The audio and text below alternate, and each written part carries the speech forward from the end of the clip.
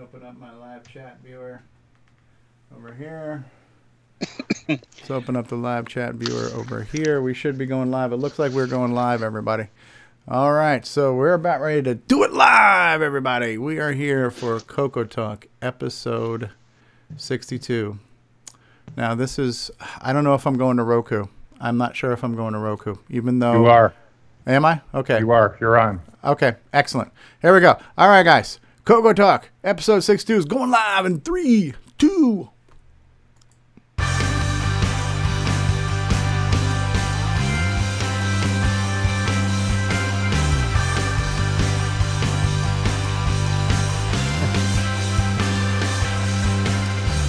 This is CoCoTALK, the world's leading live talk show featuring the Tandy color computer. Streaming live on YouTube and Roku, available as a podcast and enjoyed the world over.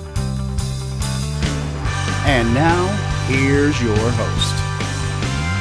Hello, everybody, and welcome to CoCoTALK episode 62. I am your host with the most. It is the OG Stevie Stroh here, substituting for Grant Leighty, the one that everybody likes to watch. And we're here. I don't know why I'm talking that way, but we're here and we're live with CoCoTALK episode 62. And we got 15 people watching us already in the live stream, and we just started this train wreck. So D. Bruce Moore was there, Mark Overholser was there, Fedor Steeman was here, Diego is here, Ken Make It is here, Mark Overholser, Diego, Eric, Brian, Extructus Productions, all here. And for whatever reason, the names of people are showing up kind of weird in my YouTube thingy here. So I'm thinking I'm gonna have to go commando here and there. Boom. So rather than making the background translucent, unfortunately I can't read the names of the people. So I'm actually gonna have to probably, I don't know what I'm gonna have to do here. I'm gonna have to pick a bright color. I don't know. I'm messing with colors right now. It's really messing with me. Sorry guys, here it's a live show and this is what happens, but I want the live chat to be seen for all posterior's sake. So we got to keep that there. Okay, now I can read who's here, right? So Disney Saints fan is here. Hey, Disney Saints fan. And Mike Brandt is here. Extructus Productions is here. Fedor Stamen. Diego is here. We got all kinds of people here with us. And welcome to CoCoTALK episode 62. What's the topic today, everybody? CoCo Forever. No, I hit the wrong button. While I was waiting on you guys, I meant to hit this here. There we go. And Rick Adams, what's going on here? We got a special member of our panel here. This is a purple bear. Oh, never mind. What did I miss there? You're like Ron Delvaux with this crap in the background, just moving stuff around. So right. what's the purple bear, Rick? We're inquiring minds want to know. Oh, it's just something silly. It's Princess Diana Beanie Baby. Ah, ooh, that's worth some money. Not much. Really? Less than you would think. Yeah, it's now it's only worth like $50. We are live. We are on the internet. We're on the air. Nick Baroda has just joined us. So we have in the panel Rick Adams with his Princess Diana Beanie Baby. How are you, Rick Adams? Hello. Just fine. All right. And we also have a couple of, it's like the foreign section up top here. So we have from O Canada, L. Curtis Boyle. Yeah. Hello from the Great White North, from the people that spell correctly. Uh-huh. And also from O Canada, we've got D. Bruce Moore. Howdy. And apparently these Canadians like to have an extra initial in front of their name. From Australia with only 2 names, we got Nicholas Marentes. Hello, Nick. Good day, everyone. Good day. Thanks for being here at 4 a.m. for you. We also have, who just joined in, we just got joined by Richard Lorbieski of Boyson Technology. Welcome, Richard. Hello. And then the guy who pulls in all the viewership and listenership, Mr. Popularity, Greg is with us. Grant Leighty, what's going on there, Grant? Hello, everybody. Don't forget to mention he's modest too. Spider-More says, I'm here. Hello, Spider-More. And David Ladd just says, oh, Lord. Hey, David Ladd. Nick Marotta. Nick Marotta says, hey, with the impending war between the U.S. and Canada, Are we still going to be able to meet up like this? Yeah, just that all of our raises get canceled out by all the tariffs and start charging back and forth. What we will do is we will send our fearless leader and commander-in-chief, Donald Trump, to go to Canada to talk to your dictator over there and see if we can't, break down these barriers. I think we should get Grant to do it because he's so popular with everybody. He can just smooth it right over.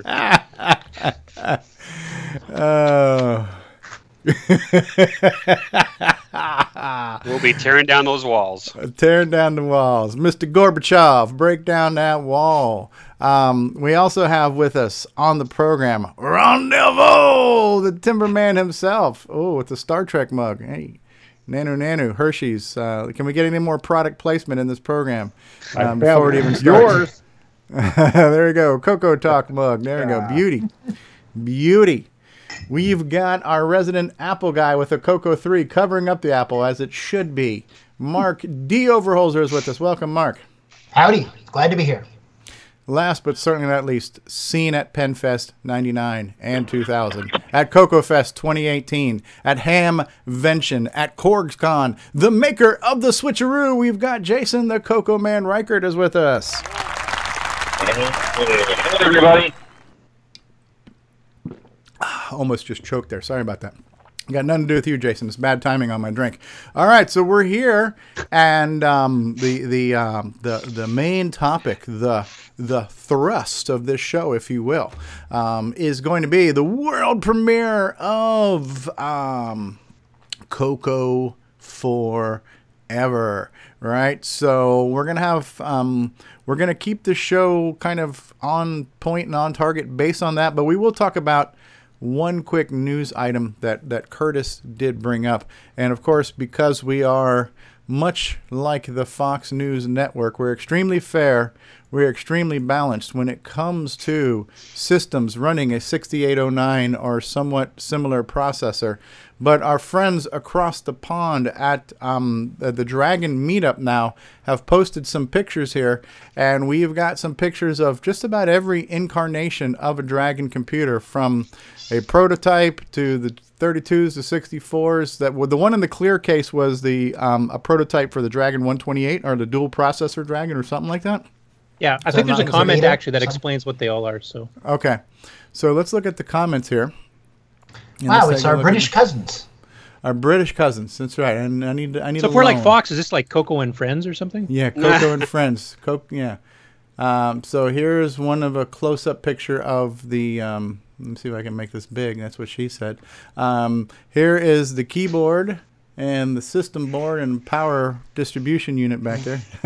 We got no solder mask, so it's probably a proto.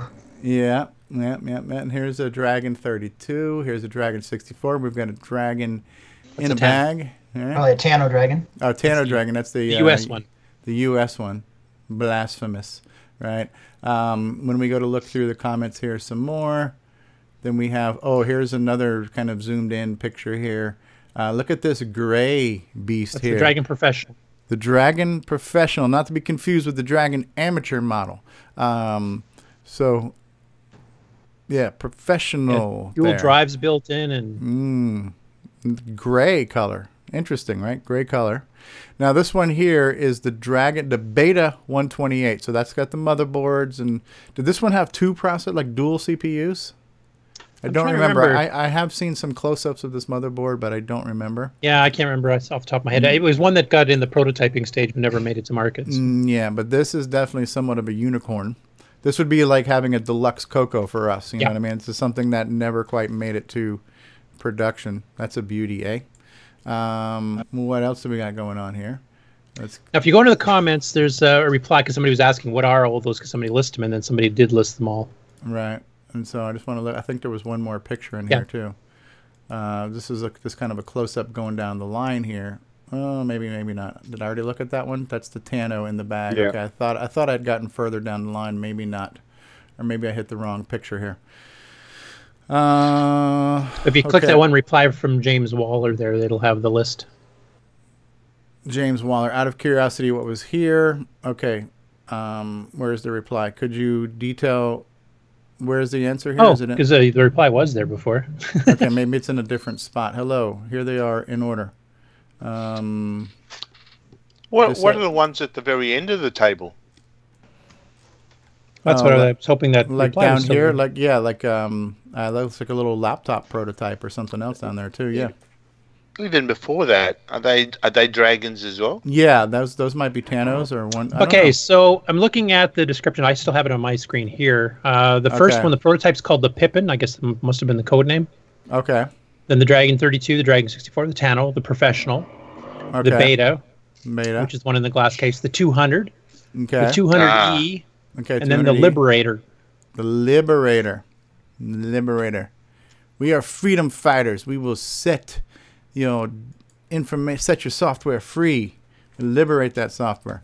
All right, very cool, very cool. So, to be fair and balanced, we did show off a little bit of news, and we showed off some news from the EU, the European region of the United States, and yeah, so Dragon Meetup is happening, and so I'm missing some of the live chat here. So let's go back here and see what's going on here. Maybe next week we can have somebody that went to the show be on, and yeah, that might be neat. That'd be cool.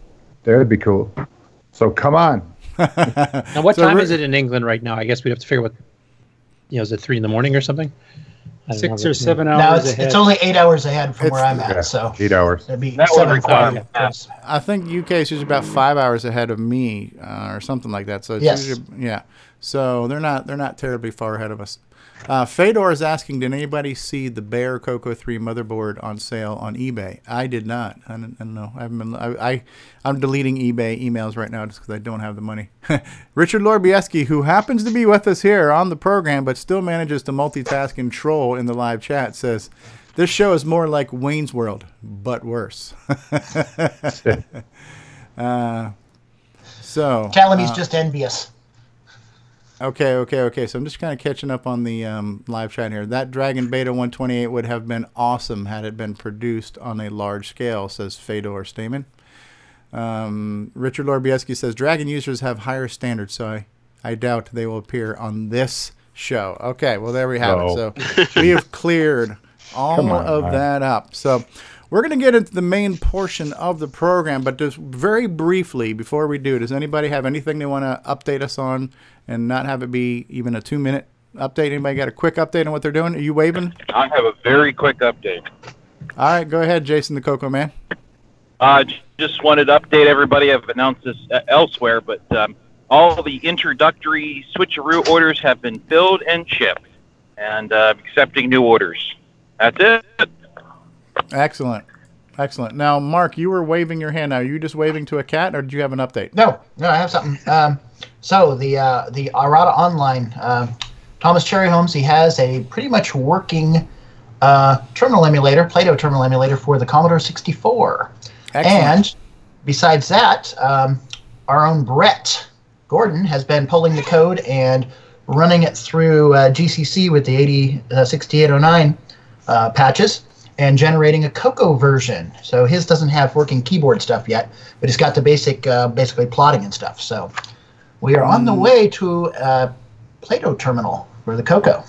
Yep, there's actually some pictures of it in action on Discord. Yes. Excellent. Might be another reason for some of you watching at home right now to join our Discord server. Tom C has just joined us. Welcome to the program, Tom C. Mike Brandt says that's, and Ken also commenting, this is CoCo Cat number 1, so the first cat to appear on the program. It would not be an episode of CoCoTALK without one or more cats on camera here. And mine's hiding from all the construction noise, so I don't know where it is. I just was going to give you a quick update on the Dragons because I just pulled up the page on it. The Dragon 128 was a 1984 model. Supposed to have 120K of RAM, a new floppy controller, 80-column card, and a special version of OS 9 for it. And then the Dragon Alpha was the dual CPU with a 256K of RAM, expandable to 768K, two internal 3.5-inch drives, 320 by 256 by 16 color, plus 640 by 512 by 4, 640 by 256 by 4, 320 by 256 by 4, and 160 by 72 text mode. Holy crap, that's a lot. That would have been a information. nice machine. My head just exploded because there was a little bit too much information there, but that's a lot. And hey, Steve Bjork has joined us. Hey, welcome to the live chat. Steve Bjork is here. So that's insane. That is absolutely insane. Yeah, that would have been one wicked machine. Talking about CoCo Forever, if we could go back in time, right? If we change something, it seems like Dragon was actually tangibly working on something that could have been a future powerhouse of a system. But what coulda, shoulda, would have been. Maybe we'll find out today as we go through. Extructus Productions also saying hi. And so Steve Bjork says, I hope I can stay to the end of episode 2. So we should get it going. We should get the main thrust of today's show going. Bruce Moore, should I play the CoCo Forever teaser 3 again? Should we play a teaser or should we just jump in? Oh, teaser. That's not a bad idea as an intro. All right. So we're going to play the CoCo Forever teaser, and then we're going to come back and we are going to actually start. Teaser. Do you have teaser 2? Actually, is that there, Andy? It can be. I don't think I've got it queued up, but I can just whatever. Get it. No, listen. This is your moment. This is your moment to shine here. This is So let's just give me a second and I'll find it. All right. So I'm going to my Google Drive. I'm going to my CoCoTALK folder. I am going to... Well, whilst you're doing that, I'll throw in my quick project update, too. Go ahead. You do that. Okay, so working on View, we've got a couple more games installed on the next alpha. I won't say what they are because they're pretty simple ones. But the other thing I discovered is that back in 1989, 1990, Kevin Darling and Kent Myers and all the rest were working on the Level 2 upgrade.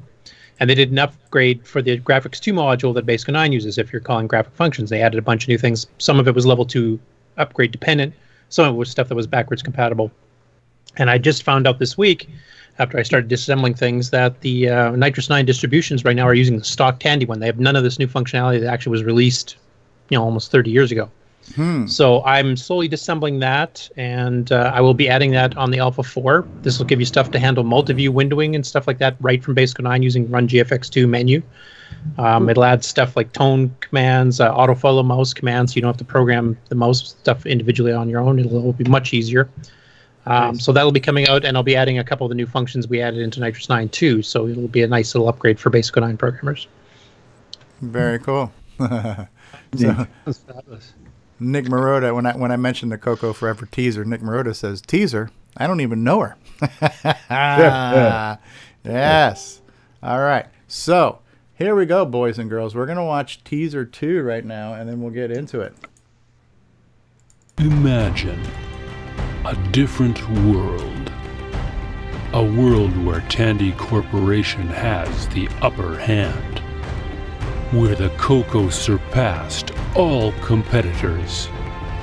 And all you have to do is travel back in time without making a single mistake. CoCo Forever. How does it feel? I'm still believing. You definitely earned this office. Yes, you're too kind, and thank you. You want to grab some food before we head back and look at that Alt Reality OS9 module? It's only 40 years past due, but yeah, sure. How does it feel? I'm still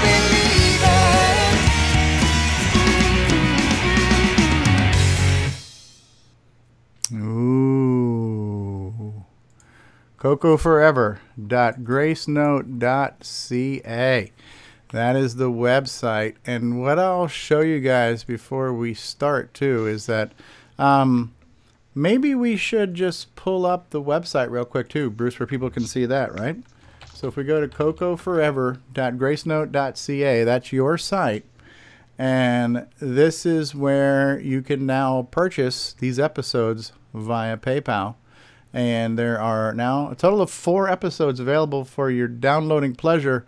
And it is it's mixed media, as we're going to see here. So there's lots of different content going on here. What I'm going to do right now is I'm going to stop sharing system sound, because as we start to go through this, we're going to want maximum audio fidelity. But this is what this looks like here. This is Bruce's website, CoCoForever.gracenote.ca. You can see some of the teaser trailers here, and you can order your individual episodes courtesy of PayPal.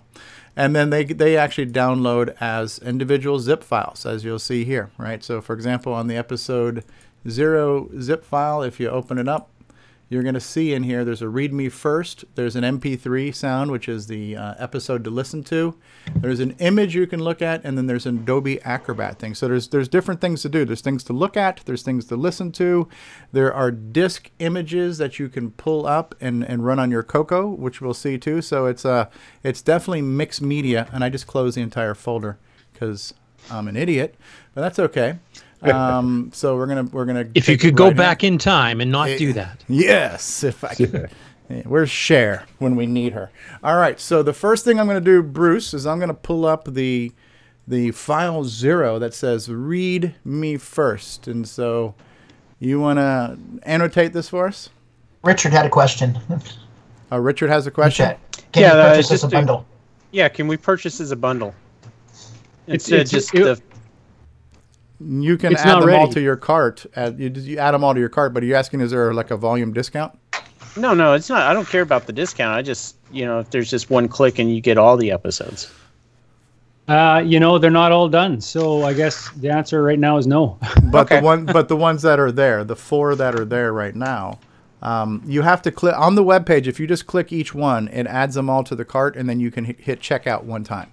And then you can pay for them at once and get them downloaded as one bulk thing. But unfortunately, there's not like a select all to minimize the things you have to click before you do that. Right, okay. All right, so can we... I hear your keyboard quite pronouncedly there, Mark Overholser. All right, and Steve Bjork has joined us. Hey, Steve, welcome. Hey there, everybody. So we are looking at the first file here, Bruce, that says read me first. And so this is a little PDF file. Yeah, just keep it rolling there. Okay. It just explains basically what you just said here. You view or listen to the items in numerical order, whatever they happen to be. And when you do run a disk file, you type run number sign. And that will, on any of the disks, and that will fire up whatever happens to be there. So you're going to run the pound sign or run the hashtag, depending on what generation you're from. Number sign, hashtag, pound sign. You run that, kind of like how we used to do run star. Instead of running star, we're running pound. And that will run the program. Somebody's asking, what is the song that plays behind the trailer? You want to answer that question? Yeah, that is a song of my creation. It's not a full song. It's just for CoCo Forever. Okay. Yeah. All right. So are we ready for the world premiere of episode 0, everyone? When I do this right now, what I'm going to be doing is I'm going to be muting Skype. So I will not be able to hear you guys while this is playing because we don't want anybody to talk over this. So if you want to hear this, because I'm not sharing system sound, you need to be listening on YouTube. This is being broadcast in stereo. It is recommended that you use headphones if you're an audiophile and you want to hear the different sound elements in each different ear portion of your head. Most of us have a left and a right portion of said head. And so we're trying to do this to maximize the audio experience for those listening at home, so I have to kind of hybrid the way we're doing. What happens on CoCo TV? CoCo TV is going to hear it because I'm streaming to CoCo TV. All right. All right. So here we go. I'm muting Skype while we play the video. When I'm done, we will take your comments, reactions, etc., etc., etc. Here we go.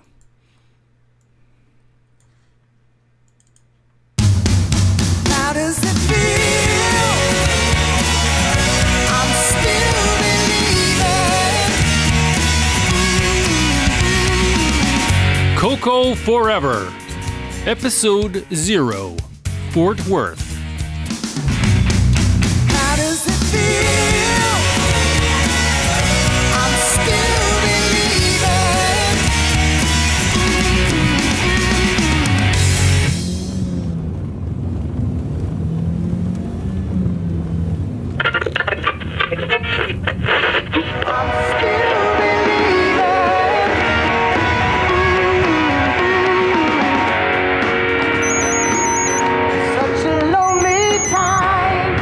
Hello, Ma. Chuck, is that you? Sure is, Ma. Look at the HUD above your phone. See my picture? Who's HUD? It's the heads-up display, Ma, right above the... Never mind. Yes, it's me, Ma. What's up? I just want to make sure everything is all right with the car. You know it was your father's pride and joy. I know, Ma, and I'm taking good care of it. And if it helps, this may be the last trip I take in it. Thank goodness. That Volkswagen has so many wonderful memories. Oh, I'd hate for you to have a breakdown and be stuck out on the highway. Do you have your insulin with you? Ma, even if I had a breakdown, I could get a tow and a cab in less than 5 minutes. It's not like the old days. And yes, I have my insulin. I even have the spares in the glove compartment, just like Dad used to do. Well, that's a relief. I can't keep up with all this technology these days. Did you hear that California is about to make the driverless car the only legal way to drive? You'll never get me in one of those things. Oh, I don't know, Ma. The day will come when you can't drive yourself. How will you go shopping? Well, I'll just call you, of course. Yeah, Ma, but by then all cars may be driverless. I could just send my car over to pick you up. Don't be silly, Chucky. It's Chuck, Ma. I'm not 10 anymore. I know. But do you remember where you and your dad were about this time when you were 10? Well, of course, Ma. That's why I'm taking Dad's car into Fort Worth. It's a trip down memory lane. Dad, are we almost there? It's so hot. Can we get some ice cream? The hotel is just around the corner. Once we see the big surprise, we'll grab some ice cream. We'll just check your blood sugar first. What's the surprise? Well, if I told you that, it wouldn't be a surprise. But I want to know. Please? I'll give you a hint, but that's it. Okay. You know the computers our stores sell? The TRS-80s? That's right. I love the blackjack game. I won $500 once. And too bad that wasn't real money. But if you think blackjack is good, you're going to be amazed by what we are about to see. Is it a new game for the TRS-80? Oh, it's much better than that. What is it? Here we are. Once I find a parking spot, we can go in and see what all the excitement is about. And then can we get some ice cream? You bet.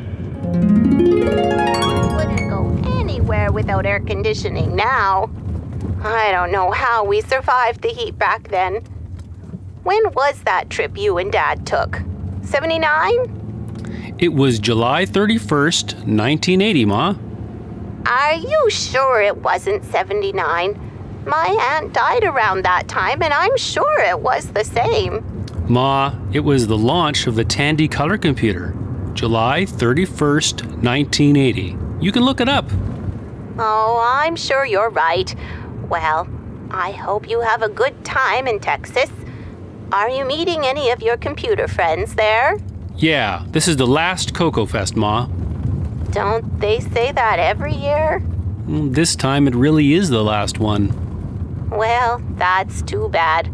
But I guess all good things must come to an end. Yeah, it's been a... Ma, I have another call coming in from one of the guys. Can I call you back later? Sure, dear. Love you. Love you too, Ma.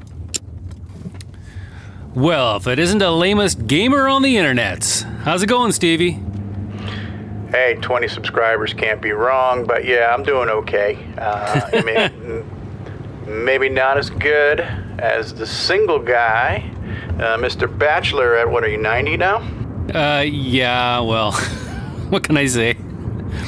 So where are you now? I'm just on the road. I'm almost there. Yeah, I'm pulling into the airport here to park. I'm gonna be flying out in about a couple hours, so okay. We're getting there. Okay, good. It's hard to believe this is really the last CoCo Fest. Like, how did it all come to this? Oh man, I know. I remember going to my first CoCo Fest. I think it was the 25th, and I was saying to myself, man, I'm so sad I missed 20, some odd years before this, and I can't believe it's been 20 years since then. But I mean, if you look back, everyone in Glenside is gone. We haven't had a podcast in a decade. We have not had, we just lost our way, I think. And I mean, thank God the last two surviving members of the MC10 community are here. They're making up half the attendees, you know? Oh, man, we're just all getting too old.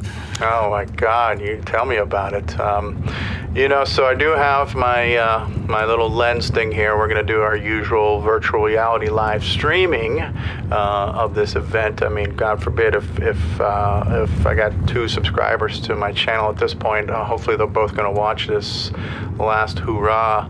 I'm just a little disappointed that YouTube has banned smell-o-vision. You know, leave it to Google to find a way to copyright odors, but the audience is probably better off. I mean, this whole event's going to smell like Ben Gay in adult diapers, so probably for the best. Oh, it's not going to be that bad. Come on.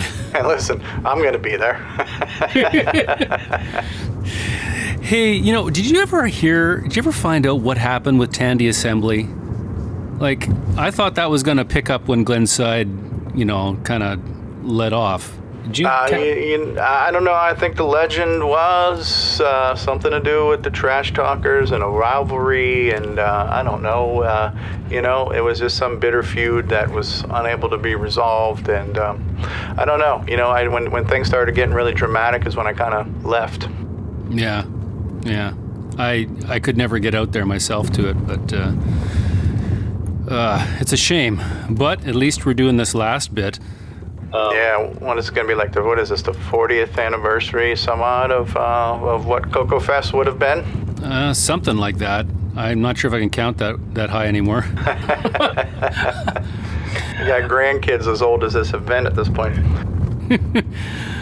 Oh, and then of course we're not going to have any Canadians there because of the border problems, right? Yeah, you know, when the Russian mafia took over our government, it was you know, it was one of those things. We just had to realize, you know, Neil Brookings too, with his espionage. You know, I think that had a lot to do with it too. You don't seriously believe any of that crap, do you? The Neil Brookings crap or the Russian mafia? Take your pick. I believe Neil Brookings was the head of the Russian mafia. I think he was pulling Putin's strings back in the day. So okay. How else do you think he got all those damn Rainbow magazines? That must be it. That must be it. So have you got everything you need for your setup for the fest? You got the gear and stuff, and yeah, we got the VR streaming stuff is there. I actually had that shipped out ahead of time, so that should be there. I'm traveling light, and yeah, I think we're good. I mean, that's one nice thing. Their technology has definitely moved forward when I don't have to carry near as much crap as I had to do back in the day. Mm-hmm. Well, and you know, we're not having an auction to have to take home stuff anymore, so yeah, right. We're good there. You know, on an off topic, did you hear about the band Gerrie? Well, come on, they're about to do their final farewell tour. Isn't it just perfect timing? You know? It's only 40 years past due, but yeah, sure. Come on, they're awesome. Hey, I was a little skeptical when that new guy from the Philippines took over for Steve Perry, but you know, I went to one of the shows and he made me a believer. I mean, the guy can sing, and he's younger than the rest of them, so I think that's why they managed to keep going this long. Yeah. I mean, it's great. You know, as long as they can get all their walkers and get up on stage, I think it'll be great. Well, I'm gonna be there. Listen, I'm gonna be pulling in here shortly, so I should probably sign off. But so yeah, I'll see you down at City Place at the Towers when you roll in. It sounds good. Hopefully, we're not the only 2 people there. Yeah, let's hope. Okay, we'll catch you later. Okay. Right.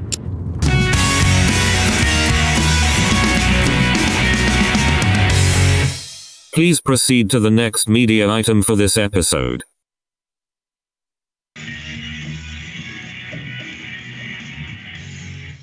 Please proceed to the next media. Somebody needs to okay. Sound is back on, so I just heard a little bit of somebody else's sound. So, all right, we're here. reactions from the panel, from the audience. What did you guys think of episode 0? No, say it isn't so. There's only 4 users left. And 2 of them are from the MC10 community, apparently. So one's got to be Jim Gerrie. Who's the other one? Grant, you're muted. I said, how was the adult diaper, Stevie? They're very comfortable, surprisingly. I'm sitting in one right now. So it depends.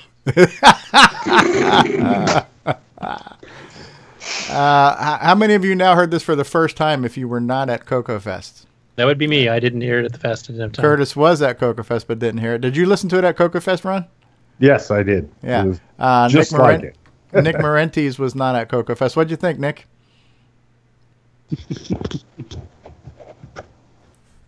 Cue the crickets. Yes. Okay. So, speaking of which, I need to. Oh shit! Hold on. Anyways, I need to switch back. Okay, we got more to show off. Okay, so we have more to show. We are unmuted. I need to turn back on system sounds because for the next thing. All right. So, Bruce, are you unmuted, Bruce? Hello, I'm here. Okay. Can you hear me? So yeah. So the next thing we're going to show off. So we just listened to the episode. I wanted to get quick reactions from the audience. So as well from the panel and from the audience. So let's look at what the audience has to say here. So while this was streaming live, Brian Joyce was saying, "Say it isn't so. No more CoCo Fest." Nick Marotta says, "No more podcasts." That really got to me. The Canada War made it in. The Canada War made it in, and Brian says, "Those damn Russians," and Richard Lorbieski says, "Blame Canada." And when you hear the CoCo beep, it's time to turn the page. That's good. Michael Brandt says Jim Gerrie and Steve Bjork are the other 2 attendees of the last CoCo Fest. And then Fedor says, "Great content, value, and acting, no sarcasm." So he actually says because when I say voice talent, I think the word talent can be used loosely at times. But yeah. Talent is, and we know how to speak. Yeah. All right. So there's some reactions from the panel. We're going to now move back to this is mixed media here. So after listening to the episode, the next thing you'll do is you will look at this picture here. So imagine your Chuck driving and you see this old tattered sign here, right? I'm waiting for Bruce to close his door. So what do we need to know about the picture here, Bruce? This is just an old sign of, if you were pulling into Tandy Center, right? No, it's not. Yeah. Actually, it's a satellite parking. I know the history about this. This is where Tandy employees also parked, and they would hop the subway to the Tandy Center. So this is a satellite parking lot. Yep. Mm-hmm. Yeah. Chuck's a little turned around, but he sees the sign on the way in. Feels sad. Okay. So this is a little picture that Chuck took on his way into the last CoCo Fest, huh? It looks a little rattered and tattered there, right?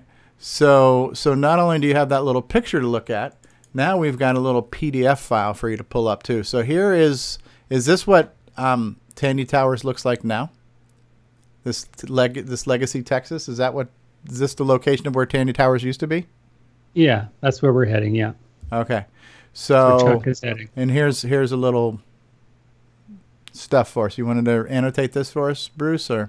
Sure. Yeah, I'll just read it. City Place is a mixed-use facility featuring 2 20-story buildings in central Fort Worth. This was formerly Tandy Center and served as corporate headquarters for Radio Shack. During the Tandy Radio Shack years, the complex included a mall, subway, and an ice skating rink. And the Tandy Center subway operated between the center and its parking lots from 1963 to 2002. It was apparently the only privately owned subway in the country, at least at the time. So that's where we're heading for episode 1. Okay. So we're going to jump into episode 1 before we get to the disc image then, right? Right. Okay. Just follow them in order. That was number 3. Now we do number 4. We're gonna file number 4, which is now episode 1. So This continues. So I'm going to stop sharing system sound for a minute, but when we get back to the CoCo is when I will share system sound. Just have to remind me when we do that. All right. So you've just finished seeing episode... Ken says, what, a train and a sandwich shop? A Subway, that's right. Subway is not only a sandwich place, but it's also a train. That's right. Who knew? Who'd have thunk it? Okay, so you've heard episode 0, world premiere of episode 0. Fasten your seatbelt, boys and girls, because here comes episode 1. A little bit shorter. So the first one kind of set up the backstory, right? All right, so here we go. Hey, we just got a follower, too. So thank you for following. How does it feel? I'm still believing.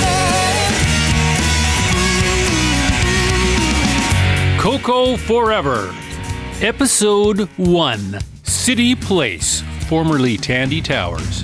How does it feel? I'm still believing.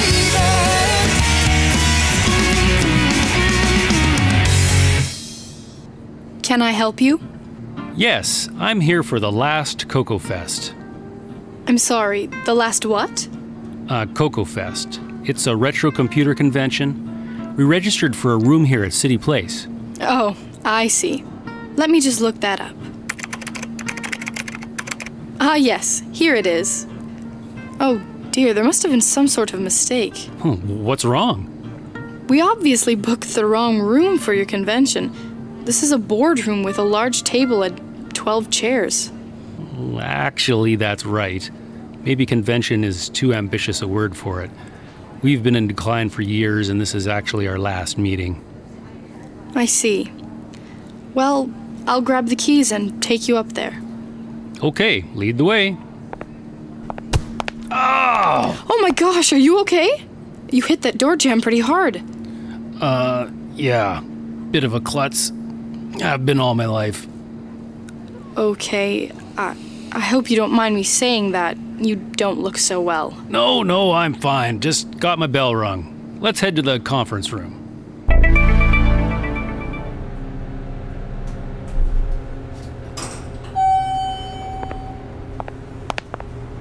First door on the left. Let me get that open for you. Nice. This'll do just fine. Excellent. But can I get you a glass of water or something? You still look a bit shaky. I really appreciate your concern, but I'm good. I'll just take a seat here for a couple of minutes and I'll be as right as rain. Okay.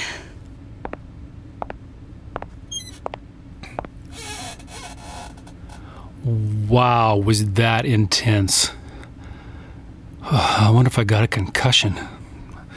I'm starting to get the shakes here. Oh, wait a second. This is my diabetes. I forgot to take my insulin. Oh, thankfully I have some in my bag here. I can, Oh no, it's not here. Oh man. Wait a minute. There's some in the glove box. If I can just make it down to the car in time.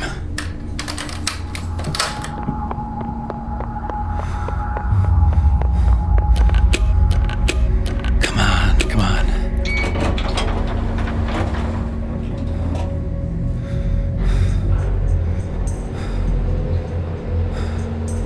Come on. Oh, man. Have they updated these elevators since the 80s? Come on. Must be faster to take the stairs. Oh,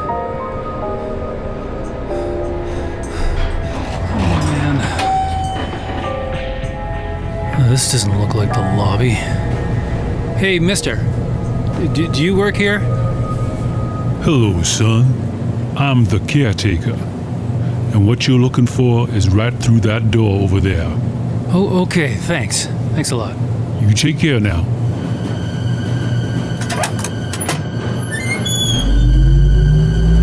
What the? Whoa. That was crazy. I better get my insulin before I need an ambulance. At least I've got a parking spot out front.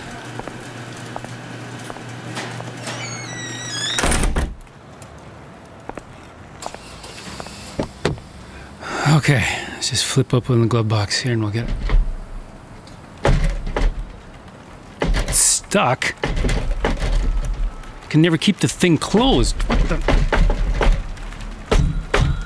Come on. Oh, holy crap. All right. Okay, at least the insulin's here.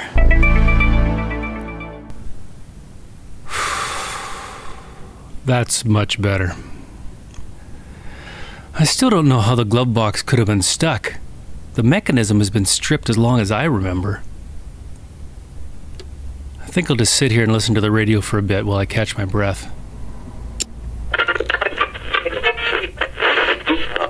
And peaking off in August about 98 degrees, but we have been nowhere near normal this year, and we're going to plot the temperatures for 1980, and we're right now at the hottest point, so things could get warmer, but they won't. We're going to be getting back to average temperature, and I would say the slope should be pretty close to that for the rest of the summer. For the better part of the past summer, I've been periodically bombarded with reports that something spectacular was about to happen. Tandy Corporation, of course, still isn't talking, but Fort Worth can reasonably expect some very exciting news on the subject in the very near future. Gerrie Taft, Channel 8 News on the Move, Fort Worth. That's bizarre. I must have picked up an oldies station. Man, did it get even hotter out here? And what's with all these classic cars? Some sort of convention? Wait, this doesn't look right. Excuse me, ma'am? Yeah? I'm not sure where I am. This is Tandy Towers. If y'all are fixing to go to the mall, you can get it down one level. Did you say Tandy Towers? Yeah? And, the mall is down one level? That's right. Ma'am, could you tell me the date? July 31st. July. This may be a strange question, but what year is it? What year? 1980, of course.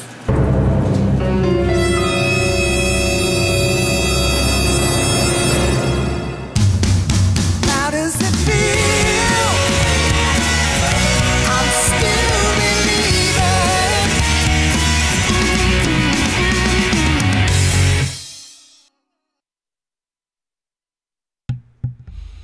Okay, I'm about ready to unmute Skype, so everybody make sure your playback is done and your headphones or whatever is going on. So here we go. All right, we are back. We are back with the program, and we just finished listening to episode 1. What do we think, guys? Well done. I liked it. It kind of had a cross between The Matrix a little bit, too. I'm assuming that's kind of what The Caretaker was based on. Caretaker, huh? Ah, interesting, right? It's Twilight Zone. Morgan Freeman? Morgan Freeman. Hi, I'm Morgan Freeman. So back in the chat while this was still going on live, we need to back up just a little bit. So as episode 1 started, Nick Marotta was saying when the theme song was playing, saying that is so 80s. I love it. And then Richard says, "Is this the episode where they kill off Stevie?" And Mark says, "Who shot Stevie?" And then Michael Brandt says, "Is this like every episode like Kenny? You killed Stevie, right?" So, and now Fedor saying, "Now we need to find a good animator," but it's an audio thing. So you guys are watching it here on this episode, but it's meant to be an audio thing. But yeah, it's what they did in 1980, right? Yeah. So then, when does Tom Baker show up? Too bad we don't. And then Flintstone style animation, and then Fedor says, "I've already got a head like Fred Flintstone." Nick Marotta says the background music is intense. Good job there, Bruce. Somebody appreciates that, the emotional intensity. And then now we're getting on a Flintstone tangent here. Well, if I am Fred Flintstone, who's going to be Barney, right? And so, and then we said, well, what about? So Greg, you've been nominated to be Barney, And somebody said, who's going to be Kazoo? And then Nick Marentes says that Kazoo was an abomination to the show. I think he's talking about Flintstones. Mark Overholser said, check the expiration date on that insulin. Nick Marentes says, let's go to the mall. Okay, so yeah, lots of good, very Twilight Zone-y. So cool. Caught up on the reactions from the live audience. Panel members, how many of you heard episode 1 for the first time now? Oh, yeah. First for me. Me too. What'd you guys think? It's great. I love it. Good. It makes you want to hear the Waiting next. for the rest of them. All right. Now, the conclusion of episode 0 and 1 right now is an actual now CoCo program that will also be on the disk image now.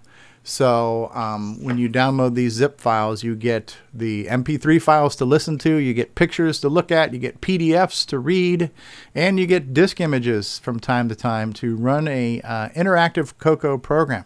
And so this is the actual disk image running on a real CoCo 3. Now I'm not using Jason's SHART cable this time. I'm actually using Richard's SHART cable. So this is my RGB to SHART, and this is a real CoCo 3. So we're going to hit R for RGB. And now it says press space to go forward and back to flip through pages. So this is some of the bonus content you will also get with CoCo Forever. So here we go.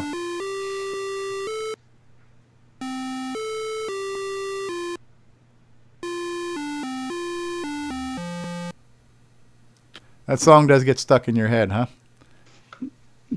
A little trivia there. The that building between the towers, that's where the mall was located. And the ice rink, right? Yeah, the ice rink was in the center. And then if you see off to the right-hand side, it looks like a little sky bridge going across the street. Okay. That was to the hotel that we would actually stay overnight, or when we did training, we would be we stayed at that hotel. Cool. Yeah. Well, Richard knows firsthand. You worked for Tandy. Yes. So cool stuff. Cool stuff. And so now I'm gonna hit space bar. Steve Bjork, have you ever been there? Oh, sure. Have you? Yes. They had a wing named after him. The Bjork wing. Cool. So now I hit spacebar, Bruce? Sure, yeah. Oh. I'll just read this out, just so you got it, the audio. So this is Chuck talking here, of course. How could I possibly have traveled back in time to 1980? I must be having a diabetic hallucination. But did I just hallucinate taking an insulin shot? And hallucinate rechecking my blood sugar and it's good? And not that I usually notice this sort of thing, but the decor inside seems somehow different. Not old and faded, but dated? Creepy. Ooh. Now, just out of curiosity, did you have to do this before, or is this something you just made up for the character, the insulin shots? Chuck's insulin shots. Did Bruce Moore have to do insulin shots when he was a kid, or do you do these now? No. This is just Chuck. You just Chuck. Okay, just out of curiosity. Chuck. All right, yeah. Chuck. All right, he's obviously a flawed character. So all right, we're moving on. Flip the page. Okay. Without knowing how this is possible, I will assume for the moment that this is 1980. So what do? Find a way back. But that means figuring out how I got here. Everything seemed fine until I started the diabetic shakes and left the conference room. That whole journey to the car is mostly a blur. The car. If I'm in 1980, then why is the car here? Dad's old car. Dad must be here. Dad and me? 10-year-old me? You like the license plate there, by the way? Yeah. That was my favorite page. I don't remember. I don't remember being at the towers, but that was a long time ago. I vaguely remember seeing the unveiling of the color computer, and I think there was a computer you could put in your pocket. but it didn't have any games. There was another of the black and white computers, but that was boring. I'm forever grateful that Dad got me a CoCo that fall. My buddy Glenn and I played Dino Wars for hours on end.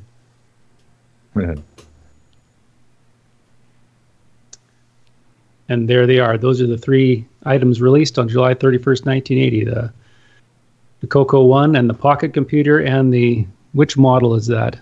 Model 3. Model 3. 3. Model 3. Yeah. Cool. Yeah. The boring black and white one. Yeah. So what happens if I run into Dad or myself? Would that do something to the timeline and ruin the future or present or whatever it is? My present, I guess.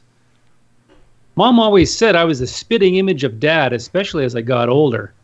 Surely that would get his attention, seeing his double. Maybe I better stay away from the car. He died so long ago. How many times have I wished I could talk with him again? I can't risk it. But maybe a glance? What if I'm stuck here? What the heck would I do? I can't go home or to my parents. I don't have any money. My mobile watch won't pick up a signal in the 80s. Oh man, I can't let anyone get a hold of this watch. Even only partially working, the technology could land me in a prison as a Soviet spy or something. If I'm stuck here, I have to destroy it. One thing I do have, knowledge of future events. If I can find a menial job, I could save up some money and buy into Microsoft or Apple or something. Hey, maybe I could get a job at Apple. I know my way around an Apple II. Wait, is the Apple II out in 1980? I'd likely have better luck. Yes, I'd likely have better luck here at Tandy Corporation, even if they are going to tank in a couple of years. Nah, if I could hang on until Apple fires jobs and IT tanks, then buy the stock for pennies, but I have no money. Well, maybe I could get a job at... Oh, man, I'm getting an even bigger headache. I better sit down. To be continued. Hey, I was going to throw a little trivia about Apple there. They had an assembly plant in Arlington at the time in 1980, by the way. Wow. I thought it was Carrollton. Or was it Carrollton? I thought it was Arlington. Carrollton. Okay. Well, it was in the Dallas-Fort Worth area. Yeah. That's cool. That's cool. So I'm just going to get the next disc queued up, which we're not going to do just yet, but okay. That says episode 1. Are you sure you got the next disc? Or did I label it wrong? Should I hit space? Don't do it. No, that's like the old one. Okay, so let me pull it up. I just want to make sure I got the right one. So we'll go to CoCo Forever. Okay, 03 episode 2. Episode 2. Okay, good. All right, so okay, that good. one says episode 2 on the screen, and we'll leave it right there. Okay, so now what we have just seen is, or heard anyways, we've heard episode 0, we've heard episode 1, we've seen the bonus content, we've seen the mixed media, including a nice little interactive thing to read on your CoCo. What does everybody think about all that? What's next? Cool. Very cool. Yeah. It's an ambitious project, right? It's got multimedia. It's got some CoCo content. It's got all kinds of stuff. I just want to say bravo, Bruce Moore. I like what I'm seeing so far. Okay. I think I mentioned this in the pre-show. I think this. I haven't seen any of the other retro or even modern communities try to pull off something like this. This is unique. To do a whole radio play with bonus content and everything else. So this is. Yeah. I'm wondering if special. It's going to meet his dad. Well, we're gonna listen to episode 2, but we have been We have been streaming for nearly an hour right now. So what we're going to do is we're going to take a commercial break. I'm probably going to, and just so you guys know, the commercial breaks are a little bit longer now. So we should have at least a minute and a half to all go potty. So we're going to run a commercial break. I know I'm going to go potty. And then we're going to come back and we're going to hear episode 2. So we're not done. So episode 2 at this point literally is a world premiere because no one, myself included, in people who went to CoCo Fest, nobody has seen or heard episode 2. So history is being made right here on CoCoTALK, people. So we're going to take a commercial break. We'll be back in about a minute and a half, 2 minutes. So don't go anywhere. Smoke them if you got them. We'll be back. Hi, this is Curtis Boyle, part of the CoCoTALK crew of people, and a lot of us are here down at the CoCo Fest having a great time. It's the second day and we're just about done, so you guys have to come out next year.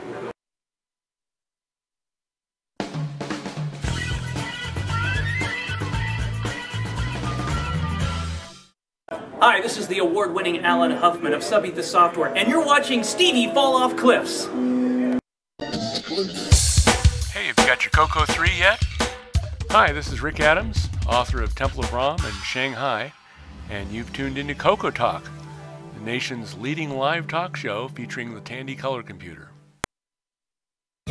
What's going on, everybody? Original Gamer Stevie Stroh here, and if you're a fan of vintage computing and retro gaming, then you're going to love our retro swag shop at 8bit256.com. There you will find custom designs by Instagram artist Joel M. Adams. You can get I'm a Coconut, CoCoTALK, and other cool video game images on a t-shirt, coffee mug, or mouse pad. So if you love retro, then head on over to the retro swag shop at 8bit256.com today. Tell them the Original Gamer Stevie Stroh sent you. Radio Shack has a great gift idea for the whole family. Fast action TV games, and they're on sale. Get this 6-game model for $29.95 or the 4-game model for $21.95. With rising entertainment costs, that's a real bargain. You play hockey, tennis, squash, and more. Easy to hook up and great family fun that lasts all year long. The sale price TV games. Only at Radio Shack, a Tandy company.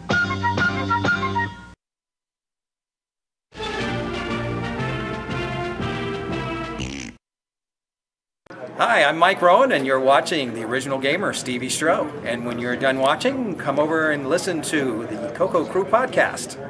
Hi, this is John Linville. And Neil Blanchard. We are the CoCo Crew. I hope you're enjoying watching Stevie Stroh play video games, especially the CoCo games. And when you're done with that, check out our podcast at CoCoCrew.org.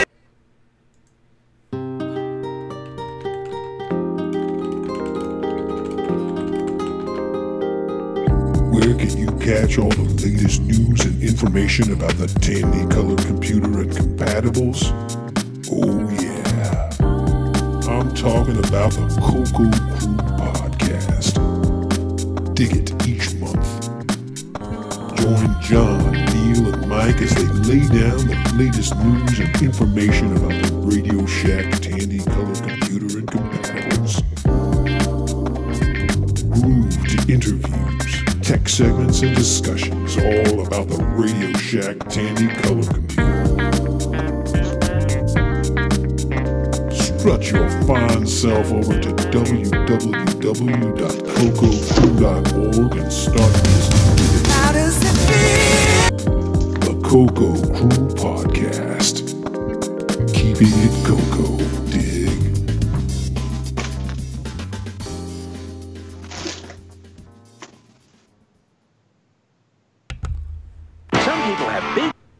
Whoops, that wasn't the end of the commercial. Hold on. I had my commercial blocks. Let's go ahead. What? Screw it. We're back. We're back. All right. So,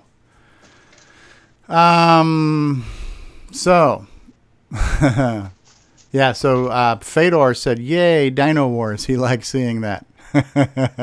And then Nick Marotta says, this bathroom break is brought to you by... Depends, Mark says. All right, so Eric says this show needs 100% more cliffs. Yeah, so you see Stevie falling off cliffs. That's funny. Okay. All right, so I missed the days when you needed a screwdriver to connect things to your TV. That was the old Radio Shack TV games commercial, right? Michael Brandt is asking, any thought to a printed product after the audio is completed, like maybe a print version of the story or something, or an enhanced version of the story. Not, another book, Bruce. You need another book, right? So. With a flexi disc record version inside. Yes. All right. So we're back. We are now going to world premiere episode 2. Is everybody ready for this? Yep. Oh, you betcha. So episode 2. So on disc 2, file number 1 is the episode 2, right? So we're going to go straight to the episode. Then there's a PDF file, and then we go to the disc format. Is that the way we're going to do this, Bruce? If that's the numerical order, I can't see them just now, but if that's what it is. That's according to my numbering system, that's how it's going to go here. All right. So I'm going to mute Skype again, and we're going to listen to this in the full audio fidelity. And for those of you who perhaps, don't have 2 ears, where the hell did my sound mixer go now? You got a frickin' Microsoft. Reminds me of that scene in South Park. The movie. All right, so I'm going to mute Skype and we're going to play the clip. We'll be right back, people.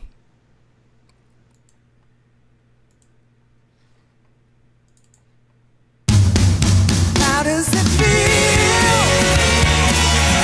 I'm still believing. CoCo Forever, Episode 2, the TRS 80s. How does it feel? I'm still believing.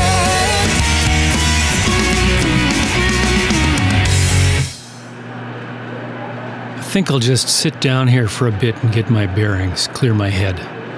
If this is 1980, I have to be very careful.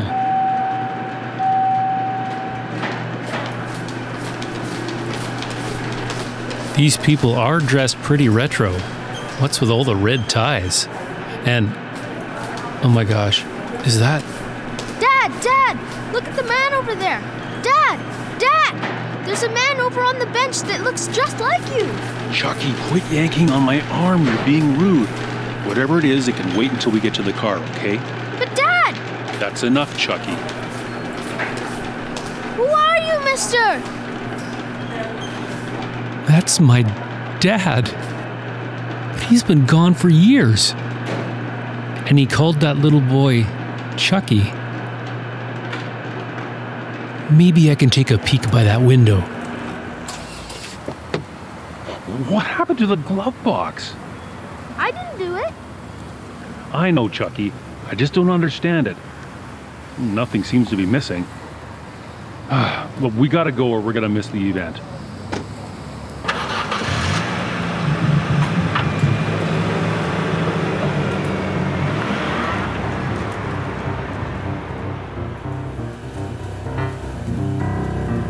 As crazy as it seems, I am in the 80s. Even though my dad has been dead for years, that absolutely was me and Dad heading to the press conference for the Tandy color computer. I have to get back to the present before I do something to screw up the future. And the answer is somewhere back inside Tandy Towers. Excuse me, but did you forget something, Mr. Oh, officer! Mr. Anders. Oh, I'm just a security guard, sir, but thanks. Let me see. Yes, I have you on the list, Mr. Anders. You're the one who brought his son along, right? Yes, that's correct. My son left a toy in the office. I just need to run back in and grab it. Not a problem, Mr. Anders. If you don't mind me saying, I'm sure this will be an event he will never forget. Thanks. I'm sure he won't either. I know y'all are in a rush to get down to the hotel, but can I ask you something? Okay. Well, I'm in an office pool with some of the guys, no big money or anything, but I have to make my choice soon. So, who you think done it? Done what? Shot JR. Shot JR? You know, Dallas, the TV show. J.R. Ewing with his 10-gallon hat and all that oil. Where are you from, mister? It's what everybody's been talking about all summer. Sorry, I know the show, of course. I just have to think about that, though. Maybe Dusty? Or that Cliff Barnes? Isn't JR having an affair with someone? When isn't he? Well, I'll bet JR doesn't even know who shot him. He'll say it was too dark or something. But if I was you, I'd look into that sister-in-law. Kristen? That little thing? Couldn't be her. Well, I'm not so good at figuring these shows out. Say, can I head in now? Y'all go right ahead. Thanks.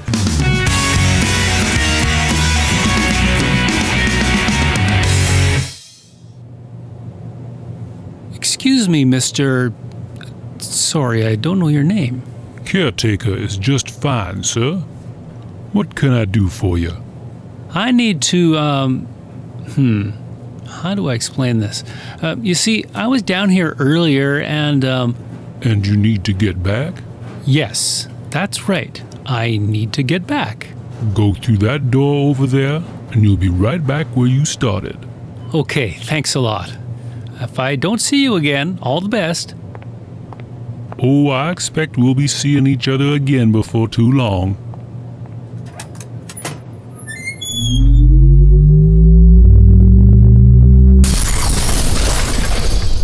Whoa. So that wasn't a diabetic thing. It's a time travel thing. I've got to remember this place. But for now, I better get back to the conference room.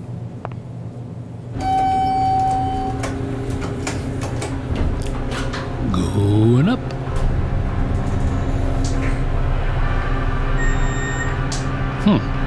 Interesting elevator music.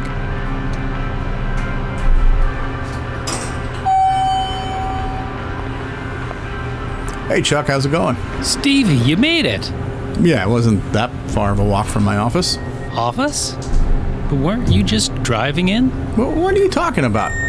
Listen, we got a big meeting on the 30th floor today. Are you feeling okay? You look a little pale. No, I'm fine. I'm just, no, I'm fine. All right. And here we are. At least they've got good food, right? Whoa. Can I have everyone's attention, please? Welcome to our annual State of the Company meeting. As you all know, RSK has dominated the home computer market for over 40 years, and there are no signs of that changing.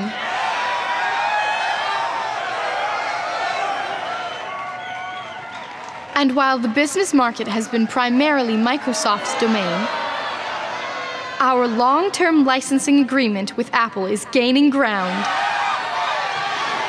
Now, I know we want to keep this meeting as short as possible.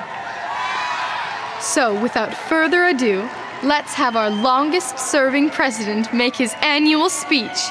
Let's give a big round of applause for President Dick Adams.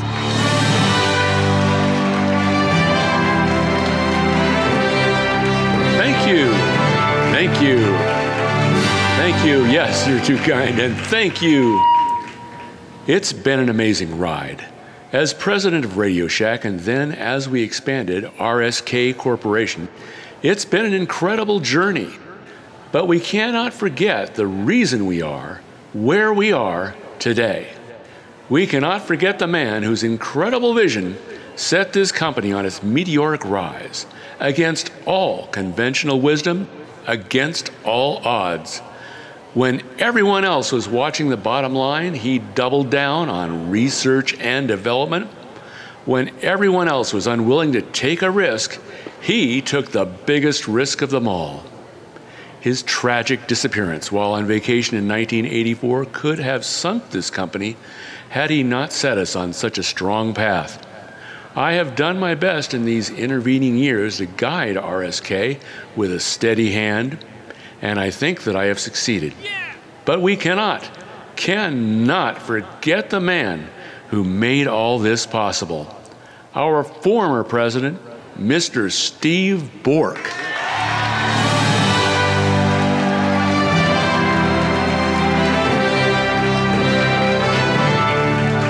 What the heck? How does it feel? I'm still believing.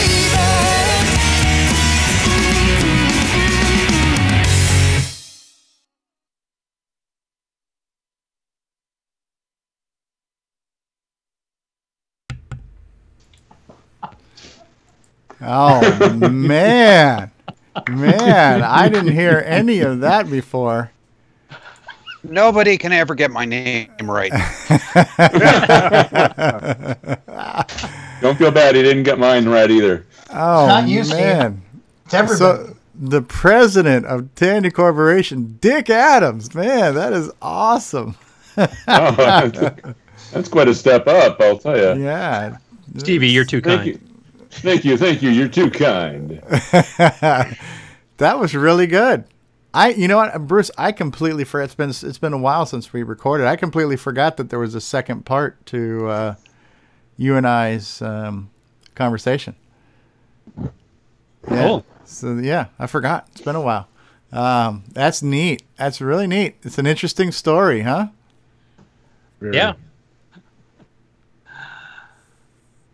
Well, why don't you just go on? Let's head on with the other material. I'm just processing right now. It's so much. My brain is just. We're speechless. Yes, we're speechless. Now I gotta say, was the security guard? Was that you, Richard? I mean, not Richard, but Jason. Jason, you were the security guard, right? Yes, that was me. I was cringe. I don't know if anyone was watching on Your Skype. Back was turned. Your back was turned. Cringing during my performance there. No, it was good. It was a good Southern draw, good Texas accent there. You did a great job. Sound like Barney Fife. Well, I only had one bullet for my gun, so yeah. Wow. And you keep it in your pocket. Right, yeah. So a couple more members of the community in this episode, too. So we heard President Dick Adams. We heard Barney Fife, Jason Reighard. And then we heard Chuck. And that was the whole excuse to buy this. So that was my excuse. Not that I need one, but to buy a better mic. Like the president of Radio Shack, you were spending more on R&D. Yeah. So what is it now called? RSK? And RSK. So they're in a deal with Apple right now, huh? Huh, interesting. That's not the future I'd want to see. I want to see. Just wait. I want to see Winders run on a Tandy machine. So just wait. Well, no. Think about it. The thing that saved Apple was Microsoft coming in and buying up a bunch of stock, non-voting stock. Microsoft wouldn't have had the money if they weren't kind of like leading the industry. So with Tandy leading, Apple's in poor shape. I see. All right, so there's a little bit more. There's a little bit more now. So after you listen to the episode, now here's a PDF file to look at. Ooh, here's a news article. The Dallas-Fort Wave heat wave of 1980 still seared into the memories. Huh? Yep, I was there. Yeah? Oh, yeah. We don't have to read this word for word, but the best part is the bold point down below. Okay. So those who still remember Dallas during the summer of 1980 can tell you it was hot. It was 30 years ago this week, but a 42-day string of 100-degree days, the longest that we've had in the region's history. Now, so some people had theories that what was causing the heat wave. And so one writer of the mayor's office said the Soviet Union had installed space platforms with laser beams. And then another said... Go ahead. This is real stuff, by the way. This is real stuff, huh? I didn't make this up. Yeah. Another one said that it was God's wrath at people who were gambling on the outcome of the television show Dallas Who Shot JR episode. Those gamblers. I know who shot him. No, don't tell anybody. No spoilers here. By the way, Stevie. Yeah. You know the game Dallas Quest? Yeah. That was supposed to be about Who Shot JR. But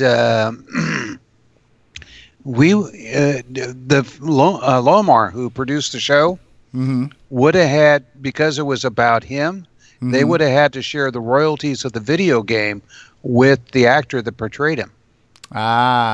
He was incredibly important to that show, and they gave him everything he wanted. Yeah. So nothing happened in the show without his okay. Gotcha. Merchandising didn't happen without his okay. And he got paid a lot. There you go.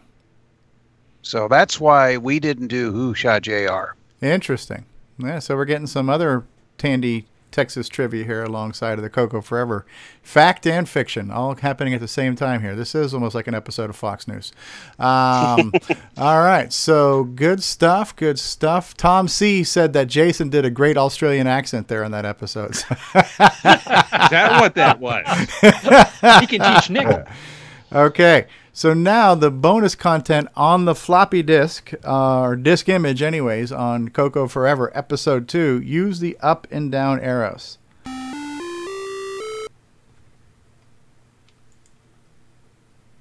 Okay, so we have a Rainbow magazine here. Look at this. March 1982. Here's a scanned copy of the Rainbow.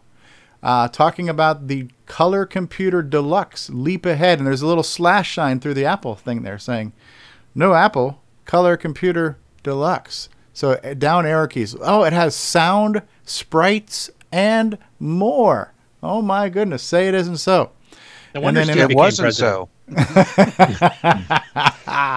And then the print number, -2 column.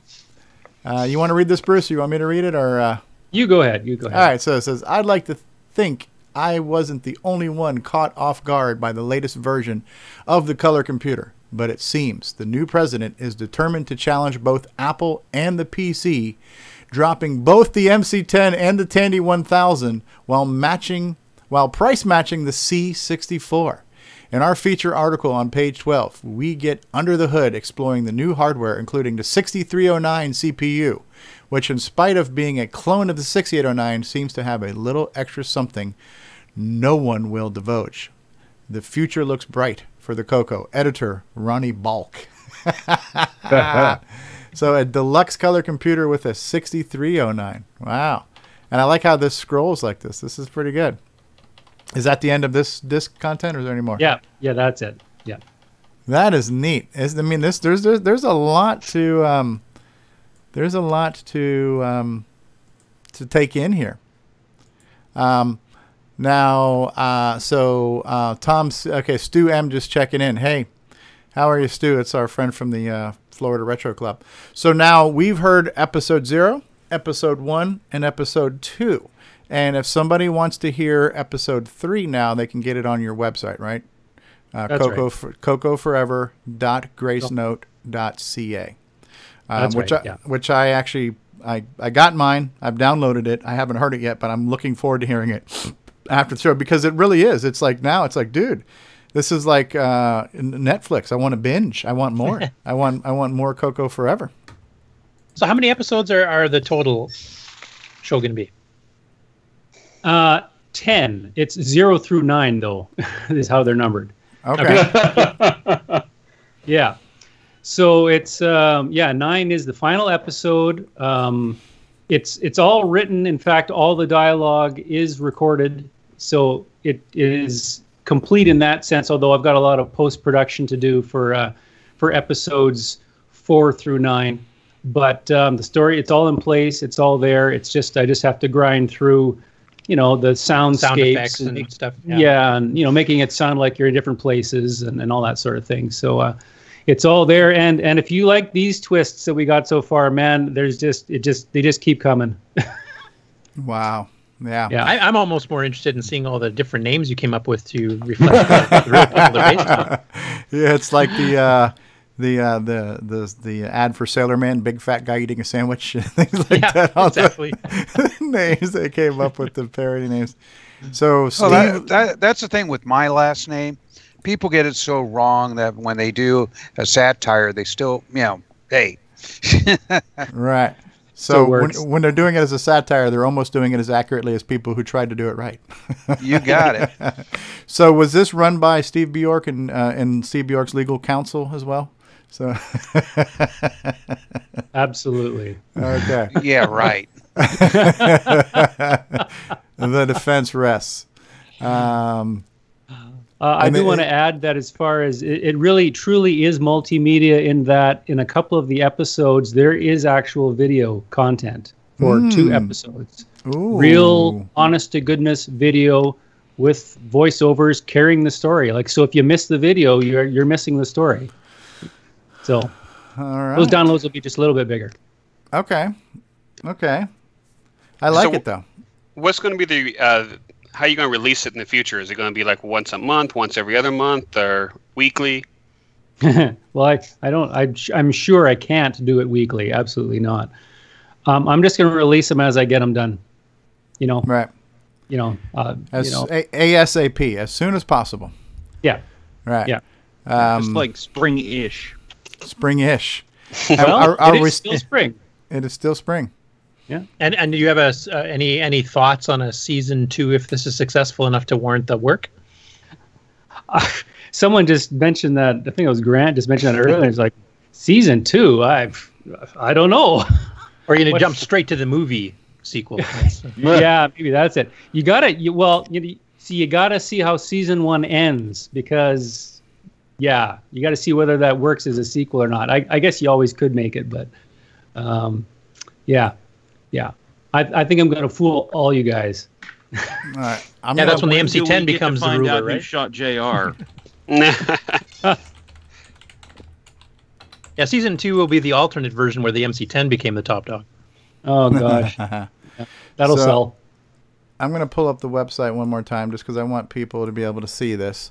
So the website is cocoforever.gracenote.ca, and right now you can there's 4 episodes available for download, and you've heard 3 of them here, but this gives you a chance to experience it in your headphones and the full high fidelity sound, and there's definitely some production value going on here. So if you're a fan of that, if you're a fan of wanting to hear something in full quality, and hearing it in stereo, and definitely if you want to support this project and say thanks to Bruce for doing something like this, make sure you grab those episodes and pick them up as you go. So, it's a pretty simple process, right? You just go to the website, you click on it, it adds it to your cart. You could add them all to your cart in one shot, hit checkout, you pay via PayPal, and then from that same page, your confirmation page, you can download them right away from that page, and they're just in zip files. Nick Marotta is asking, is this what D. Bruce does for a living? Well, not making audio drama, but you are an audio person, right? You're a musician and a singer and a vocal coach. Yeah. I've gained a lot of skills that I've applied to this hobby here. So no, I don't do this for a living, but I want to point out with the other episodes that you've just heard, if you are a collector and you want to get them, there is bonus. I call them collector's editions, 0 through 2, because there is bonus content on there that we haven't seen yet. And the one I like the best bonus content, I think, is for episode 2, where Stevie, I included the script that you and I worked off of for our phone conversation. Right. Yeah. And so you can see how much was actually improv and how much was BS, essentially. Right. Yeah. Yeah. Because a lot of what went on there, was not scripted. Right. I may see my brother stole my joke in chat. Yes, he did. So we need somebody who can do a Liam Nielsen impersonation. And it says, D. Bruce Moore has a particular set of skills, and I will find you. So, a particular set of skills. So that's awesome. Production value is great. These are the things for me, anyways. I notice these kind of things. Like this is what drives me crazy, because I work on people's PCs and, I help people do stuff. And whenever I look at some setups, remember the old computer speakers where the volume knob was on one speaker and you had which was on the right, and then you had the other speaker that was on the left side of the screen. And I'd always and everybody had always put that one with the knob on the left side of the screen because it was just easier to reach, and it was whatever, just made more sense. And I was like, that speaker's on the wrong side of the screen. And when somebody's answer to that is, what's the difference? Then I'm like, well, our conversation is over. I can't talk to you because there's this thing, it's called stereo, there's panning, there's positioning, there's different things in different ears, but you and I can no longer hold on to this conversation here because... But it's like I remember the first time I put on headphones, because my first radio back when I was a kid, I had a transistor radio, a little hand thing I held with a little metal antenna, and it had one speaker. So the first time I put on headphones and heard stereo for the first time, and it was a classic tunes. It was Too Much Time on My Hands by Styx and Tommy Shaw. And you hear that, don't, down. And each ear was like bouncing back and forth. My mind was blown. I'm like, oh, I can never listen to mono again, you know? So since that day, it's like I appreciate a good stereo production. And you got to hear it in headphones. You got to hear stereo in headphones to really, you know, soak it in. And I heard it. It sounded really good. So bravo, Bruce, on how polished that was, you know? Thanks. If you don't mind me asking, I have a ahead. question. I was going to ask, what are you using to produce all the audio? What programs? I'm using Apple stuff mostly. Yeah. So Apple Logic, do my recording on that, with some, you know, really good microphones and such.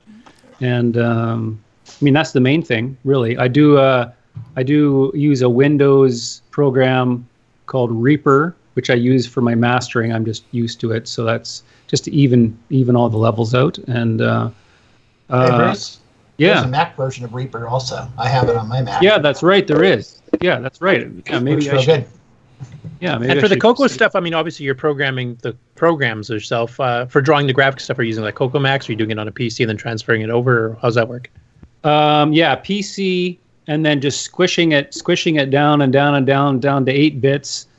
And then David Ladd actually showed me how I could flip and the images and put the headers on, so I would actually get those pages there. And then I used another program to write the characters across the page. And then just capture them as just image bin files, I guess, and just load them up.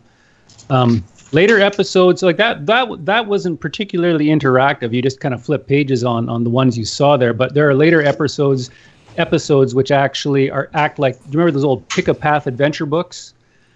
You know, if you want to do this, choose your own adventures, whatever. Yeah. So there's actually some interaction where you run the program and say, well, gee, should I do this or should I do this? You know, and then depending on the path you go, you kind of get a slightly different feel of the story. So there's some of that in later episodes too. Does it affect the story greatly? Like you say, if you'd follow this path, skip episode 5 and go straight to episode 6, or? No, I didn't do anything that drastic. But there are some interesting tidbits of it. Everything links in. So I suppose you could potentially miss a little bit of something, but it does show up at another place in the story. So I expect everybody's going to go and try every path. You know, because that's what I would do, right? So. Right. Yeah.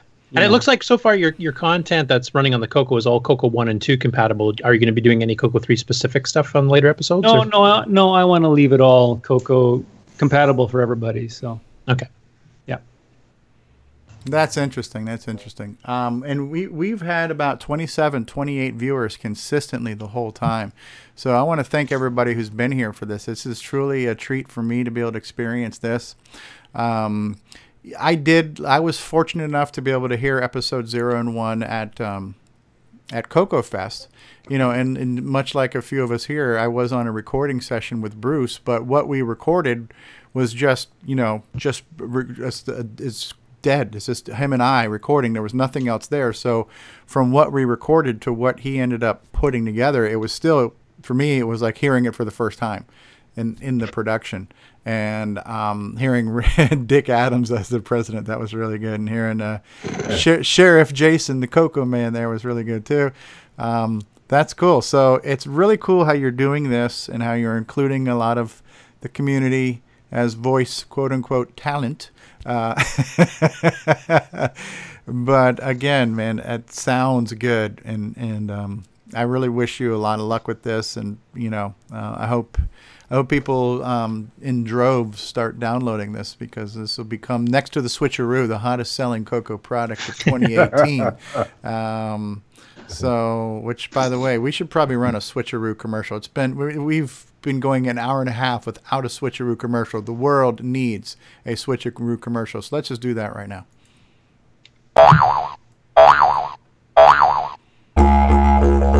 Switcheroo, the RGB to SCART solution for the Color Computer 3.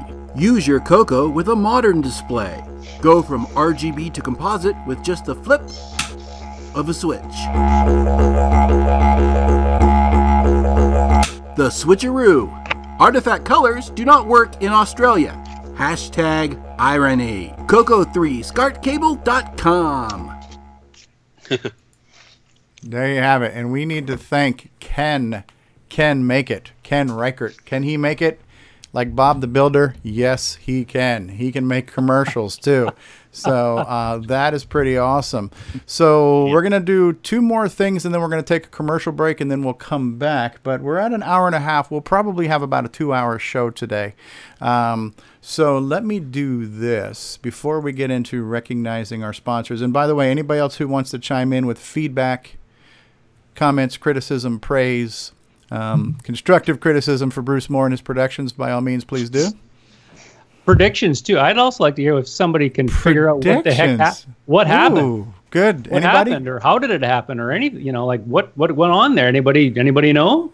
Anybody figure out what could have possibly What do you guys think? It's a magic elevator. It's a magic He's dreaming. Elevator. I mean, that's when I heard it at CoCo Fest, my first thought was, okay, well, the guy bumped his head, and he's diabetic. So this could be a dream, hallucination. It could be, but we really don't know, right? Maybe it's some imitation knockoff insulin. That funky 60s insulin.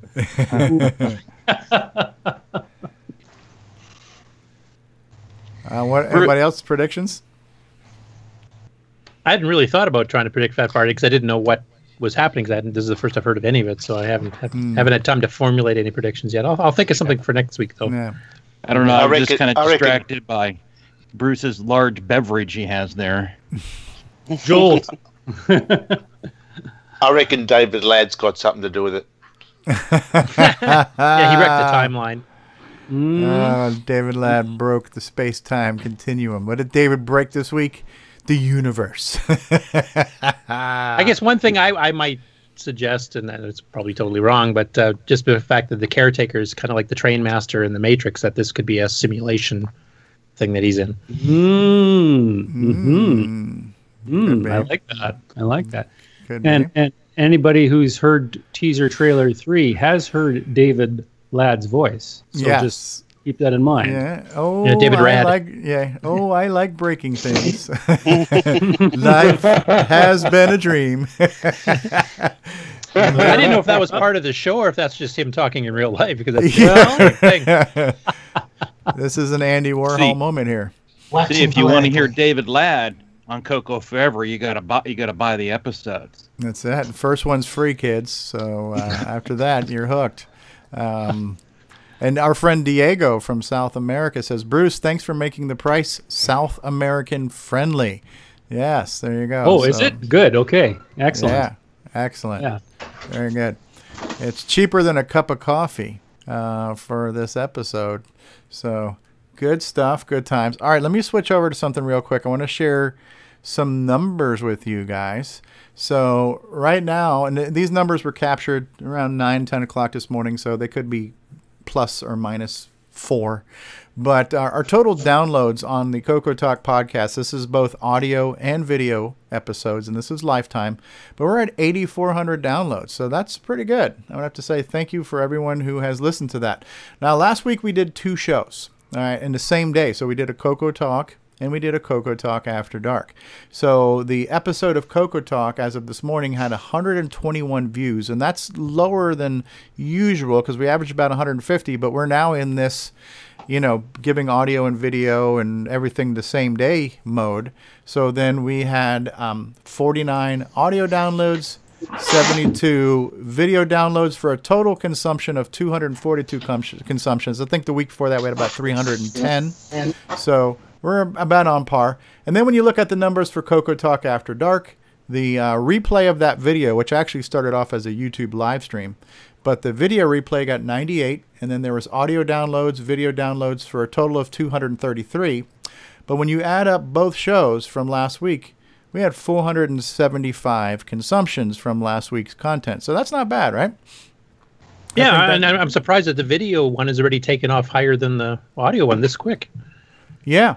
So now, here's the thing you have to realize is that, listen, all we're doing is we're tracking these numbers because these are all we have to track.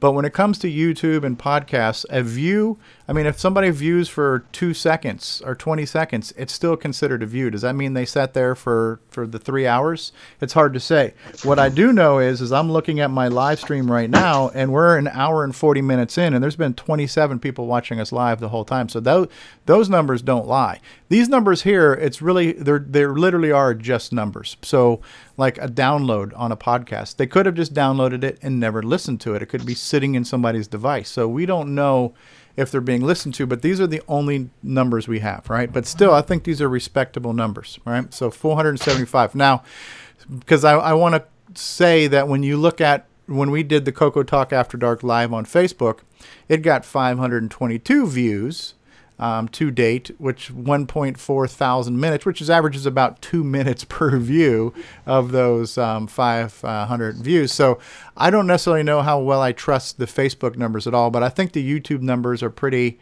reliable. I don't know how to qualify podcast numbers, but you know, they're the only numbers we have. But anyways, I think the numbers are nice. They're respectable. I appreciate the fact that people are watching our show. So I just want to say thank you there. Anybody got anything they want to chime in on that?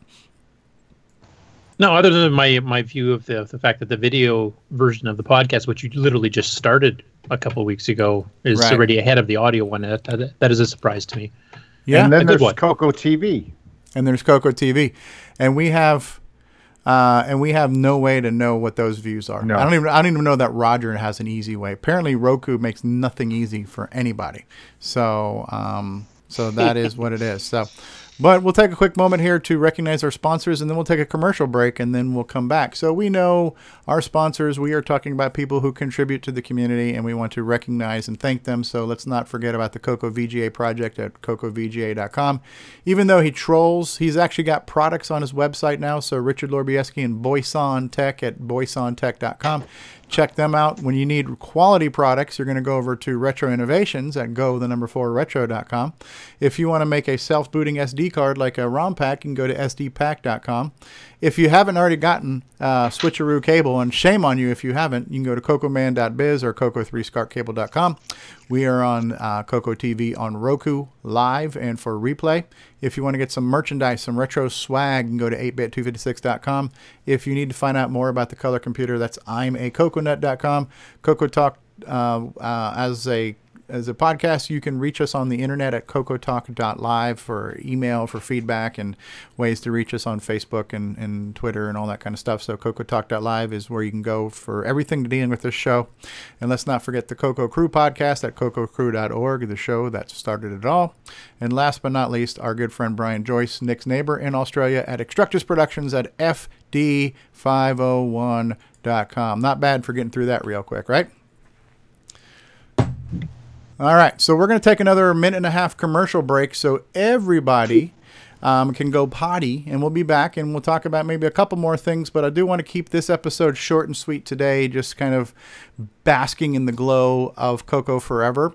If we feel like we got to have more cowbell and we want to talk more CoCo, then we can agree to have a CoCo Talk After Dark tonight later on. So we'll be back in just a few minutes, folks. Hi, this is Dale Lear, designer of TRS-80 Color Baseball, and you're listening to CoCo Talk. Plans after school. You know what Elliot's gonna do? Jeff, too. Elliot's at work on a book report using Scripsit on Radio Shack's Color Computer 3. It hooks up to his TV. And Jeff's at his Radio Shack Color Computer 3 playing the newest football game. But wait, what's Elliot doing playing new Super Pitfall? And Jeff's having a blast with a new math tutor. You never know what you might try with more than 100 programs for fun and learning. Radio Shack's Color Computer 3 comes with everything you see here. Other items each sold separately. Only at Radio Shack.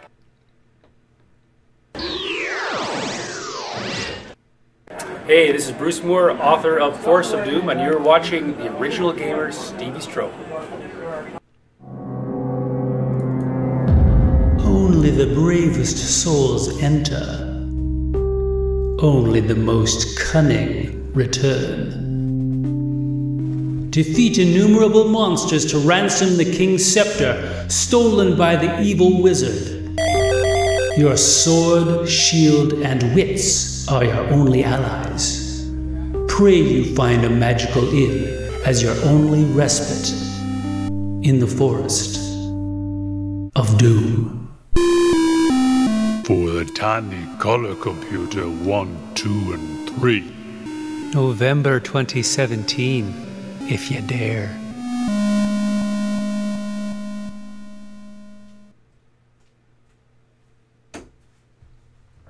My fellow Americans, Australians, Canadians, Europeans, and all of you ands, I'm calling on all y'all to help us make the world great again by visiting the Retro Swag Shop at 8bit256.com, where you can get yourself a coffee mug like this with a little cute cartoon character that says, I'm a Coco Nut.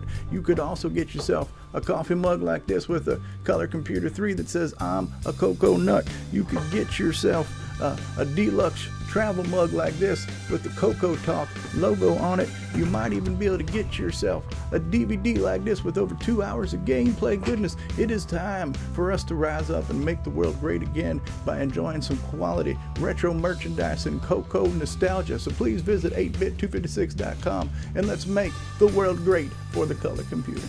Thank you very much. It's a Radio Shack Merry Christmas. Oh, I remember that Christmas. Dad gave me my first shortwave radio from Radio Shack. What memories. This Christmas, we got our son's Color Computer 3 from Radio Shack. It hooks right up to our TV and was on sale for less than $130. The Color Computer 3 makes learning fun.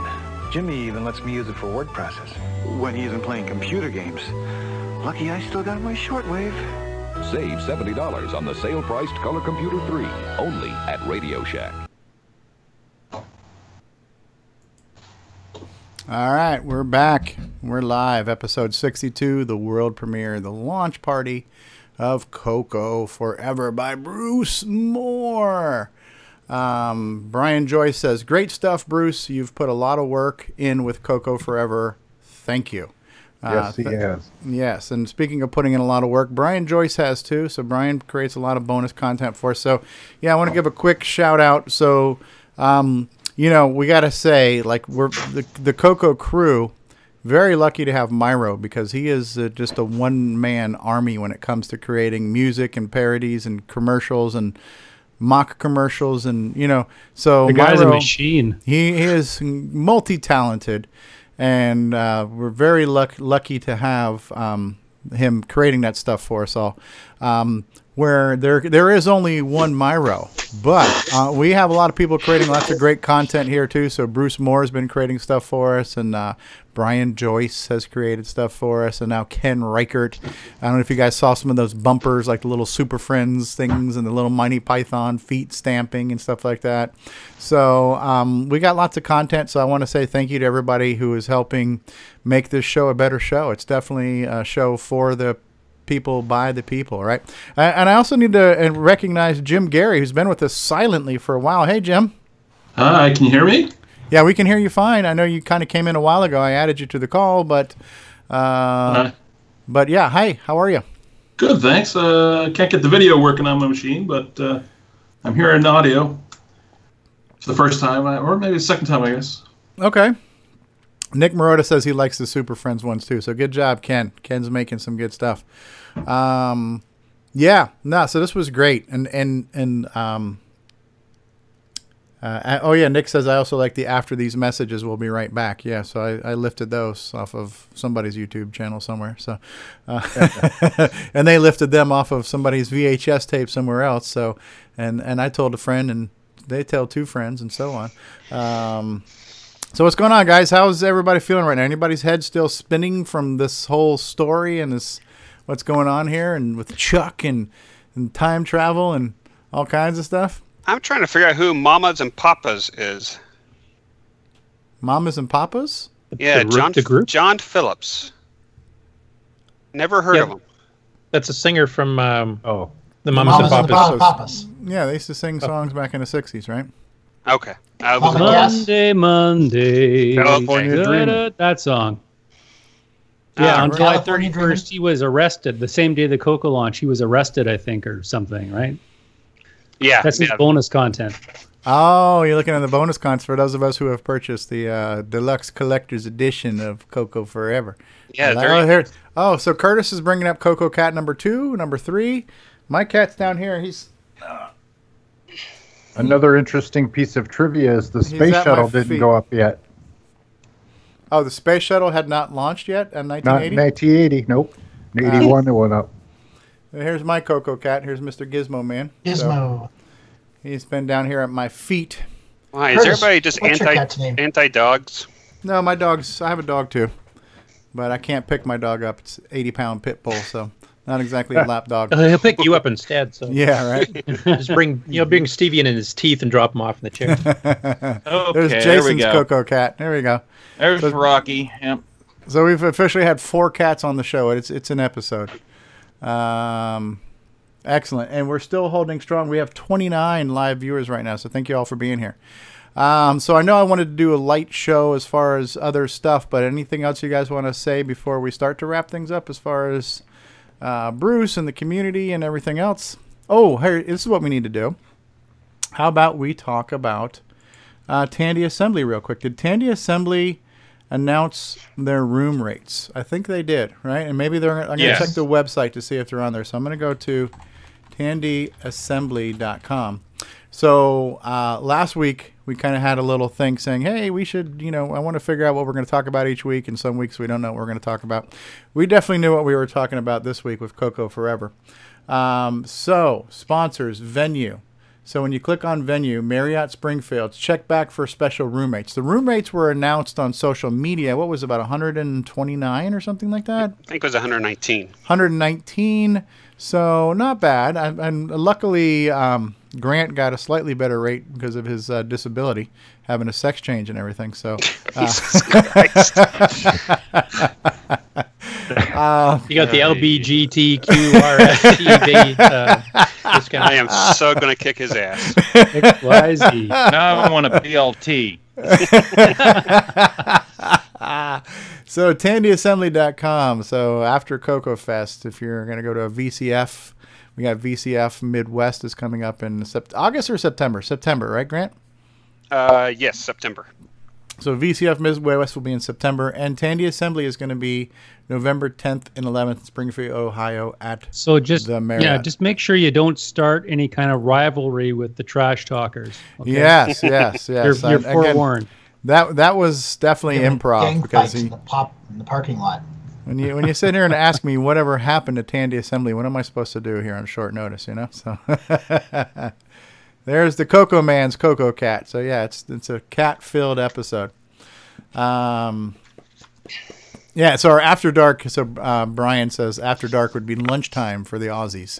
So hey, we'll get a cat-friendly video rating out of this. Yes. All right, so what else do we want to talk about today? In the panel, anybody want to talk about anything? People watching us live, anything you want to chime in for us to comment on? Anyone? I got a 48th place in a 68 games contest for my Kinder Morgan text adventure. Oh, wow. That's got to really help your ego. Yeah, well, going up against Java and other kinds of modern well, that changes it too. So engines. It's not all retro then stuff, huh? No, it was like modern day modern day adventure games of any sort. So 3D, anything. So Microcolor Basics still going. Awesome. Wow. Hey Jim, so let me ask you a question, and we got Bruce here too. I just thought of a topic. Because I've got a project, and I'm running out of time for my project, which I'm doing in BASIC.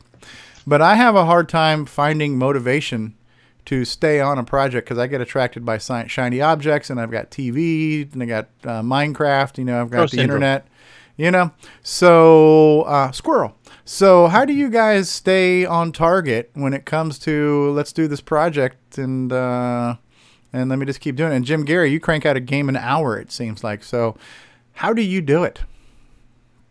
I'm addicted to coding. It's like being a knitter, I just do it. I think in Stevie's case it'd have to be whips and chains or something like that line. And I don't like playing games, so I make the thing, I test the thing, and then it's gone, and then I have to go on to some other project. So. Wow. The first step is admitting that you have a problem. Yeah. And what about you, Bruce? Because this is more than just coding. This is a lot of extracurricular production here. So how do you, because you've got a job, you've got a family, you've got a life, and you're working on this. How do you prioritize and manage and get projects done? Just forego sleep? I don't know. I probably spend more time on it than I should, really, considering everything else I got to do. But I think I came to realize a little while ago that I'm a storyteller. That's when I would make games and all that. There's got to be a story. It's not just it's all about the story. So Forest of Doom has all the backstory in the book and all that, and this is just another way of telling a story. Okay. And I love telling stories, and I love good storytelling, and I just want to go for it. And there was just too much fodder here in the CoCo community not to do this. Right. Yeah. Because these questions come up all the time. We as people, like, you got people like Richard and Jim Brain and Jason and everybody who's making hardware. And I mean, times have changed, so it's much more quicker and less expensive to have a circuit board produced for you. But we live in a time now where people can make things that are better than existed back then, and so the question does come up: is why? Why didn't we? And why did Tandy do that, or why didn't Tandy do that? We ask these questions all the time, and now you're exploring it in a fictional setting, which is cool. And yeah, I'm definitely hooked. I'm hooked on this, and when we're done today, I'm going to listen to episode 3. And now I'm going to find myself, much like before we had this show, when we listened to the CoCo crew, when you're after, 4 hours is done, you're like, well, damn, I got 29 days to wait for another episode. Where's my fix? So now I have a feeling that after I listen to episode 3 of CoCo Forever, I'm going to be like, all right, Bruce. Hey, nobody bother Bruce. Bruce has got to get another episode done. You got to crank these things out. Nobody talk to Bruce. Cut me off. Steve, if you really want to motivate your programming project, just sponsor some kind of programming contest or join a contest or something like that. That can motivate you. Like Retro Challenge. You ever seen the Retro Challenge? Yeah.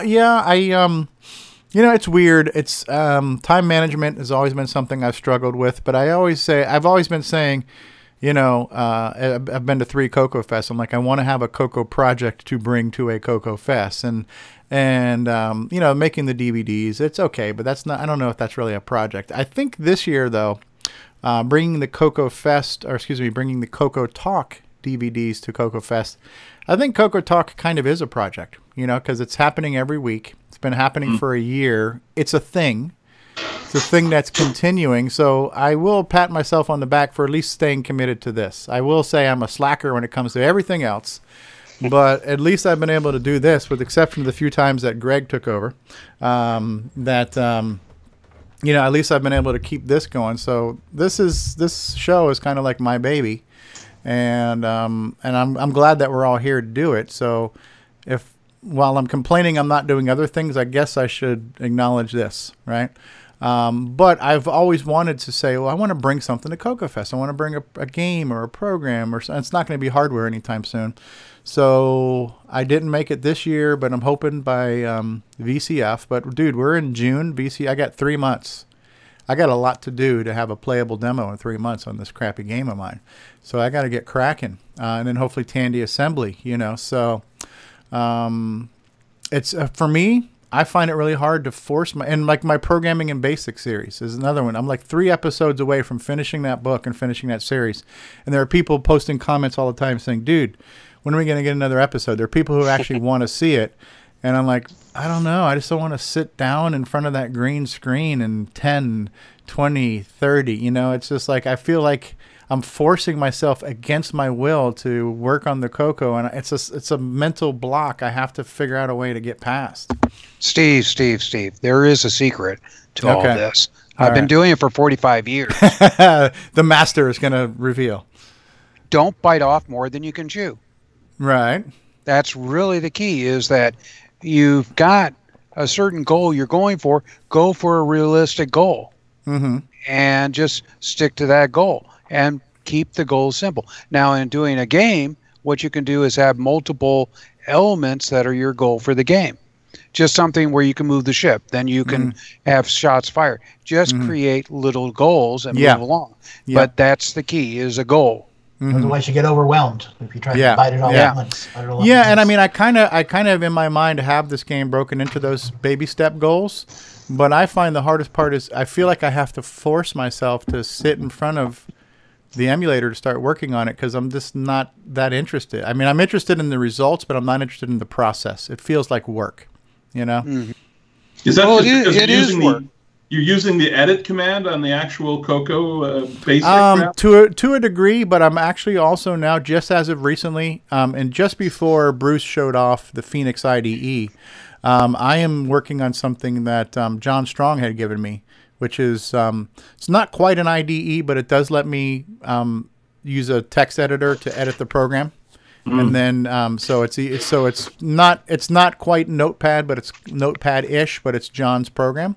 But I can type on a real PC keyboard, and I can copy and paste and undo and things like that. So the only that thing makes a big difference, you know. If you don't have to use edit. That liberated me from coding on BASIC for and that's only just recently. I've only had that for a few weeks now, and I actually I wanted that. I was asking for help with that because I had two different programs. I had my main program, then I had my font routine and you know, text print routine that were two different programs, and so this was allowing me to kind of copy and paste those two programs into one. Made life a heck of a lot easier. So I don't know what it is right now, but I know, and like I think you said something good there, Steve. It is a little bit overwhelming because I know there's a lot I need to do. I do have it broken down into chunks. Like my first step was fire a laser. I have that. Move left and right. I have that. Animate the enemies. I have that. My next step is get enemies to drop bombs, and that's my next task. And well, Steve, seriously, really, what you are trying, you know what your end goal is. Your end goal is not to write this game in BASIC, but write in assembly. Right. I would actually say drop the BASIC and start writing in assembly, because that's closer to your end goal. More of a reward system then. Yeah. Because you're writing this thing in BASIC, you go, oh, this is crap. you know, let's put it this way: the only time you do crap is when you're sitting on the toilet, and that's it. you can't program crap. Right. I'm sorry to say. There are times that BASIC is good for stuff, but I've seen what you're trying to do for a game, and really, assembly language is the best for it. So I would actually sit there and say, make the goal to learn assembly language, and just make simple things like, okay, I know I'm going to need to fire a shot in the game. Why don't I just make an assembly language program that fires a shot? Doesn't do anything else. It just goes through and plays that. Oh, so you're talking about like assembly routines I can call from the BASIC program? No, I'm talking about doing an assembly in the first place. Oh, okay. Oh, so writing little miniature assembly programs to learn logistics of the different pieces and then put them all together into a game. Make your game episodic. Exactly. Episodic. Episode 1, moving the ship. Yes. Yep. No, these are good. I mean, I know because did we lose Nick? And then Nick's here. So, yeah, I'm still here. You know, and Nick, you're working on a pretty ambitious project, and you were doing a sound routine, you know, music composer and all kinds of stuff. So, and it's another project. Yeah, it's a project which I don't understand a lot about, the whole music thing. So it's a learning process at the same time. Mm-hmm. So it's as Steve says, you've got to break it down, look at only a small target, aim for that, do that, and then move on to the next one. Gradually, at the end of it all, you build up a whole program. Yeah. I think we need to start teaching assembly right now. Okay. Before you go any further. I mean, really, seriously. Okay, so realistically, me being the moron that I am, and I have about 3 months, could I learn enough about assembly to write a proof of concept, not necessarily a full game, but a playable demo? Is that realistic to learn assembly and make a playable demo in 3 months? It depends on how much time you were willing to put into it. Okay. Seriously. Fair enough. Okay. All right. So I don't want to take too much time away from the glory and magnificence that has been CoCo Forever today. So if we want to talk more stuff tonight, is anybody willing and able and interested to do a CoCo Talk After Dark tonight? Sure. Depends on how much the pay is. And it better be more than that damn unicorn. Okay, we're gonna. Well, we're gonna pay you in CoCo Forever episodes. So, all right. So we can talk Steve, about that. Yeah, Steve, you're never gonna touch that program again, are you? Now, my program. Yeah. No, actually, I'm thinking as soon as we hang up, I'm going to get back to it. And my plan was to always end up doing it in assembly, but I figured I wanted to hash it out in BASIC. I want to make it work in BASIC even if it's slow. So step 1, have a playable demo or playable game in BASIC. Step 2, run it through a compiler to see the speed ups. And then step 3, learn assembly and do it that way. But we'll figure it out. So Paul Fiscarelli says yes to a CoCo Talk After Dark. Extructus Production says yes to a CoCo Talk After Dark. Of course, are you guys willing to be on the show? Or are you just willing to watch the show? Because we're going to need somebody else. Last week, I was really starting to say, man, it's like 5 minutes before we're going live. Nobody's in Discord saying they're going to be on the show. Is anybody going to show up? And luckily, Steve Bjork was there. Grant, were you there, Grant? I don't remember. It was a long time ago. Yeah, and Auntie M was there, and Toto was there, and so yeah, it turned out to be a good show. Yeah, it turned out to be a good show, and then ironically, Jim Brain came in and was very intelligent sounding. I don't know where that came from, but yeah. Now Jim always, Jim always, when Jim starts talking, knowledge just follows that. So, hey, Steve. Yeah, we can make your mind blow tonight. What we can do, a la like David, I could sit there and give you a 10-minute lesson on assembly, and then your mind will go boom. Well, should I? I mean, that might not be a bad idea. Where I can even open up an editor assembler or something, and try a sample program. Now I need to find an editor assembler. So maybe that's the topic for tonight: assembly live without a net. Oh no.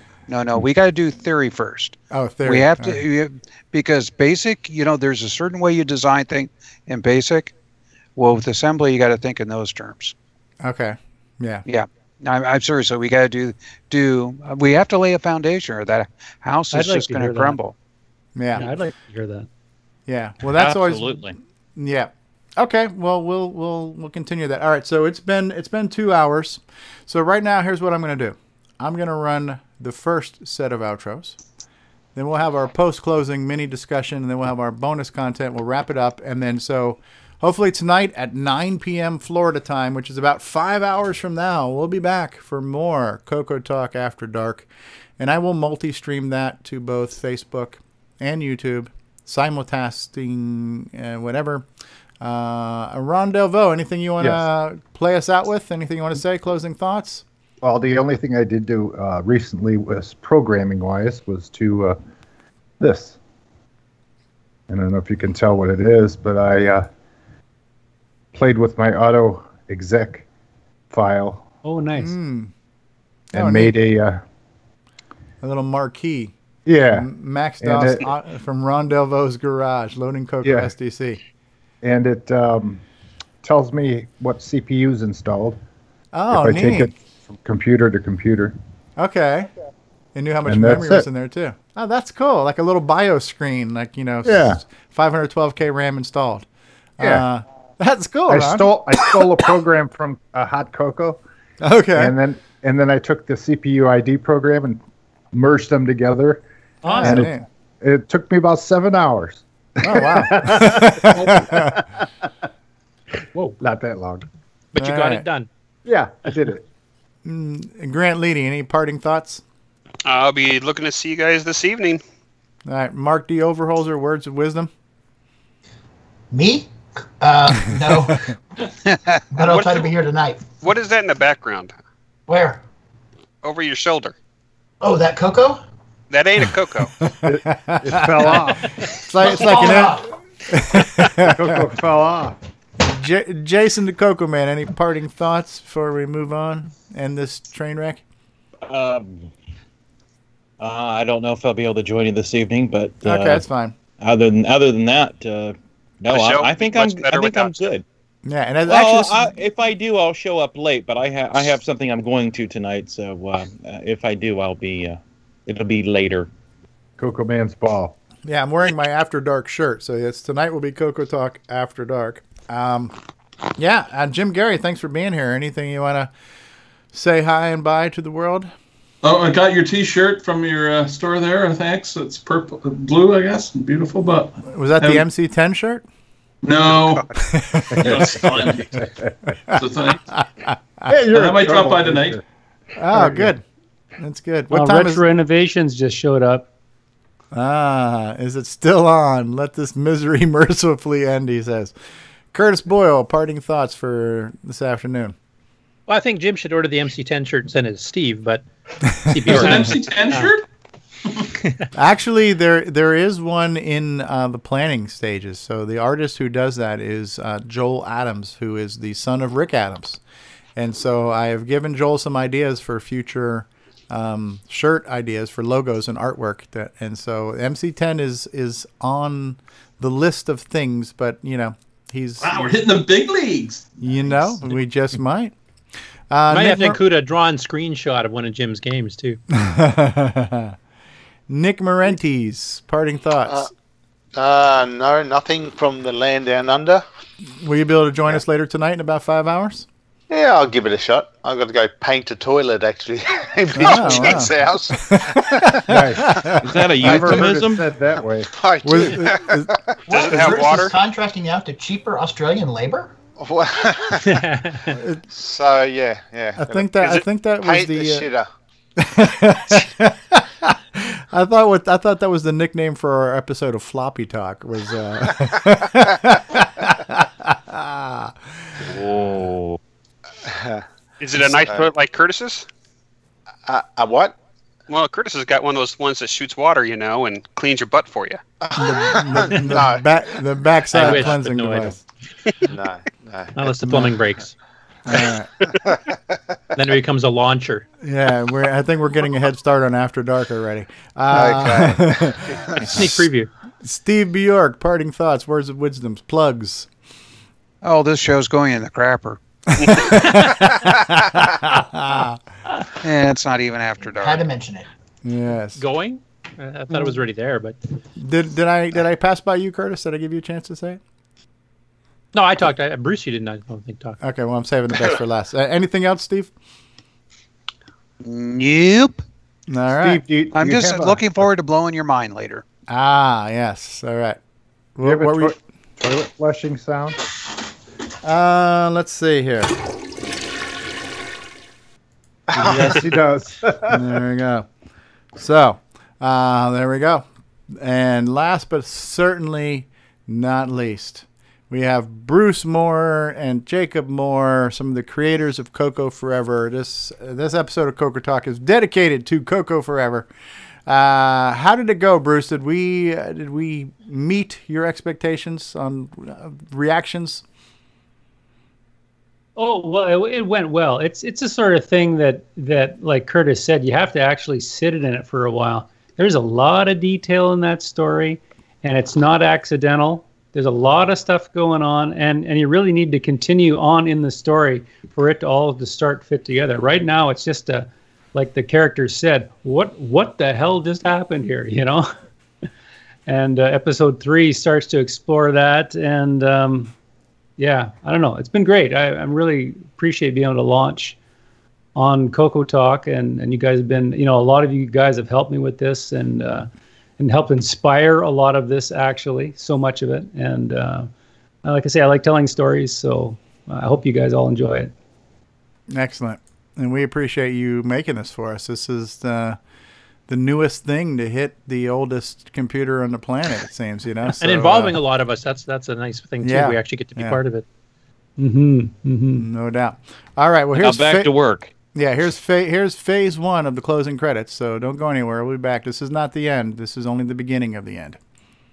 This concludes another episode of CoCo Talk, the world's leading live talk show featuring the Tandy color computer. For all things CoCo Talk, visit us on the web at CoCoTALK.live. We'd love to hear from you. Send feedback, suggestions, even segments via email to CoCoTalk at CoCoTALK.live. If you love the color computer like we do, then visit IMACoconut.com for all your color computer links needs. Consider supporting the show with a purchase of merchandise from our retro swag shop at 8bit256.com. If you'd like to become a patron of the show, visit the Patreon link on our site at CoCoTALK.live. CoCoTALK would not exist without the community and its cast and crew. Thanks go to Curtis Boyle, David Ladd, Mark Overholser, Grant Leighty, Bruce Moore, Nick Marentes, Ron Delvaux, Rick Adams, Jason Reighard, Richard Lorbieski, Jim Brain, Karen Anscombe, Simon Jonason, Wayne Campbell, Steve Batson, Brian Joyce, John Strong, and Barry Nelson. Special thanks to Steve Bjork for production suggestions and Brian Joyce for our best of episodes and bonus content. Please help support the CoCo community by visiting some of its contributors. The CoCo Crew podcast at CoCoCrew.org. Glenside Color Computer Club, host of CoCo Fest at GlensideCCC.com. Jim Brain and Retro Innovations at Go4Retro.com. Tandy Assembly at TandyAssembly.com. Boyson Technologies at BOYSONTech.com. Get your own switcheroo at cocoman.biz and Cloud9 Technologies at cloud9tech.com. CoCoTALK is hosted by Steve Strobridge, co-hosts, technical directors, segment hosts, and producers Curtis Boyle, David Ladd, Grant Leighty, Mark Overholser, Ron Delvaux, and Jason Reichert. Production motivation, Steve Bjork. The CoCoTALK theme song is copyright 2008 by D. Bruce Moore and Greg Schalar. Mixed, mastered, and produced by D. Bruce Moore. CoCo Forever, people. And let's not forget a very special thank you to Roger Taylor for getting us on the CoCo TV channel on Roku. I forgot to mention the CoCoTALK theme song was the elevator music. How funny was that, right? Yeah, I think Bruce even mentioned it in a casual aside. Yeah, sneaky little bits there. Yeah, it was kind of funny because it's like you got to think. So so what are we in now? Right now, we're in the 27th CoCo Fest. So this is the 40th. So 13 years from now, right? This would be considered maybe elevator music, you know. I mean, I still think it's a rockin' tune, it's a jammin' tune, but you know, I'm sure even right now in an elevator somewhere they're probably playing Led Zeppelin, you know. So, just the Muzak version of that. So, I forgot to mention. I thought that was kind of cool here in the CoCo. Well, it was Bruce's song before it was ours, but yeah, it was kind of cool to hear that in the elevator. Did I say Greg's name right? Is it Greg Schalar or Shelar or? Sheeler. I'm going to have to re-record that. Sheeler. And so was Greg another fellow musician with you on that track? Yes, that's right. Yeah. Yeah. It's a rockin' tune. It's a rockin' tune. Mm-hmm. All right. So the plan is for all of you who are watching us, tune back in about 5 hours for CoCoTALK After Dark around 9 p.m.-ish Florida time. And anything else before we go to the bonus outro? Post-credits bonus material here. All right, well, here we go. Hi, this is Antonio Jimenez, author of such projects such as the Stevie Throw Devil and the SD Pack, and you are watching CoCoTALK. 3, 2, go. I'm behind you making faces. Okay. Do you have a script? You're rolling, Curtis. You say whatever the hell you want to say. Well, give me some kind of guideline. Hi, this is Curtis Boyle. Hey, this is Eric, and you're listening to CoCoTALK. All right, we're rolling. You say whatever you want to say, David. Keep making faces at him. Nation, world, sweetie. Weekly, Tandy computer. Something like that. Hi, I'm Tim. Playing Daggerith like that idiot from the book. You're watching CoCoTALK. Thank you, David Ladd. Now get back up there for 1 second. Oh, jeez. Come on. What? Let's get some DriveWire, TTL, No, ESP. no, we don't need any DriveWire or TTL. Hi, this is Curtis Boyle, part of the CoCoTALK crew of people. Hi, we're on Delvaux Timberman. To experience CoCo Fest, you must come. Do you need this? I brought the only working MC-10. I could not get. Couldn't get autograph. By certain someone you know. Oh well. The world's leading weekly CoCo Talk show. Yeah, something like that. Hi, this is Rick Adams, and I'm the author of Temple of Brahm, Shanghai, and now Bomb Threat, and you're listening to Stephen Stroh on CoCoTALk. 8-slot MPI, you know, floppy drive, CoCo SDC, sound speech pack, Orchestra 90, RS-232 pack, modem pack, Super IDE. You start adding all those together if you want them all usable at the same time. Well, guess what? You just went over the 4-slot MPI. Oh, man. No truer words have ever been spoken. And there is moral implications. So we're talking about time and space-time continuum. If you go over the 4-slot limit of the MPI, there are consequences to contend with. So we don't want that to happen. That's what caused the space-time rupture that sent him back in time. Thanks. You just solved it. That's right. All right, guys. Thank you, Bruce Moore. Thank you, everybody, for being here. Thank you for the 28, 29 people who have been watching us live all day today. And we'll see you in a couple hours for an After Dark episode of CoCo Talk. And this concludes episode 62. CoCo Forever, everybody. Bye, all. Bye-bye.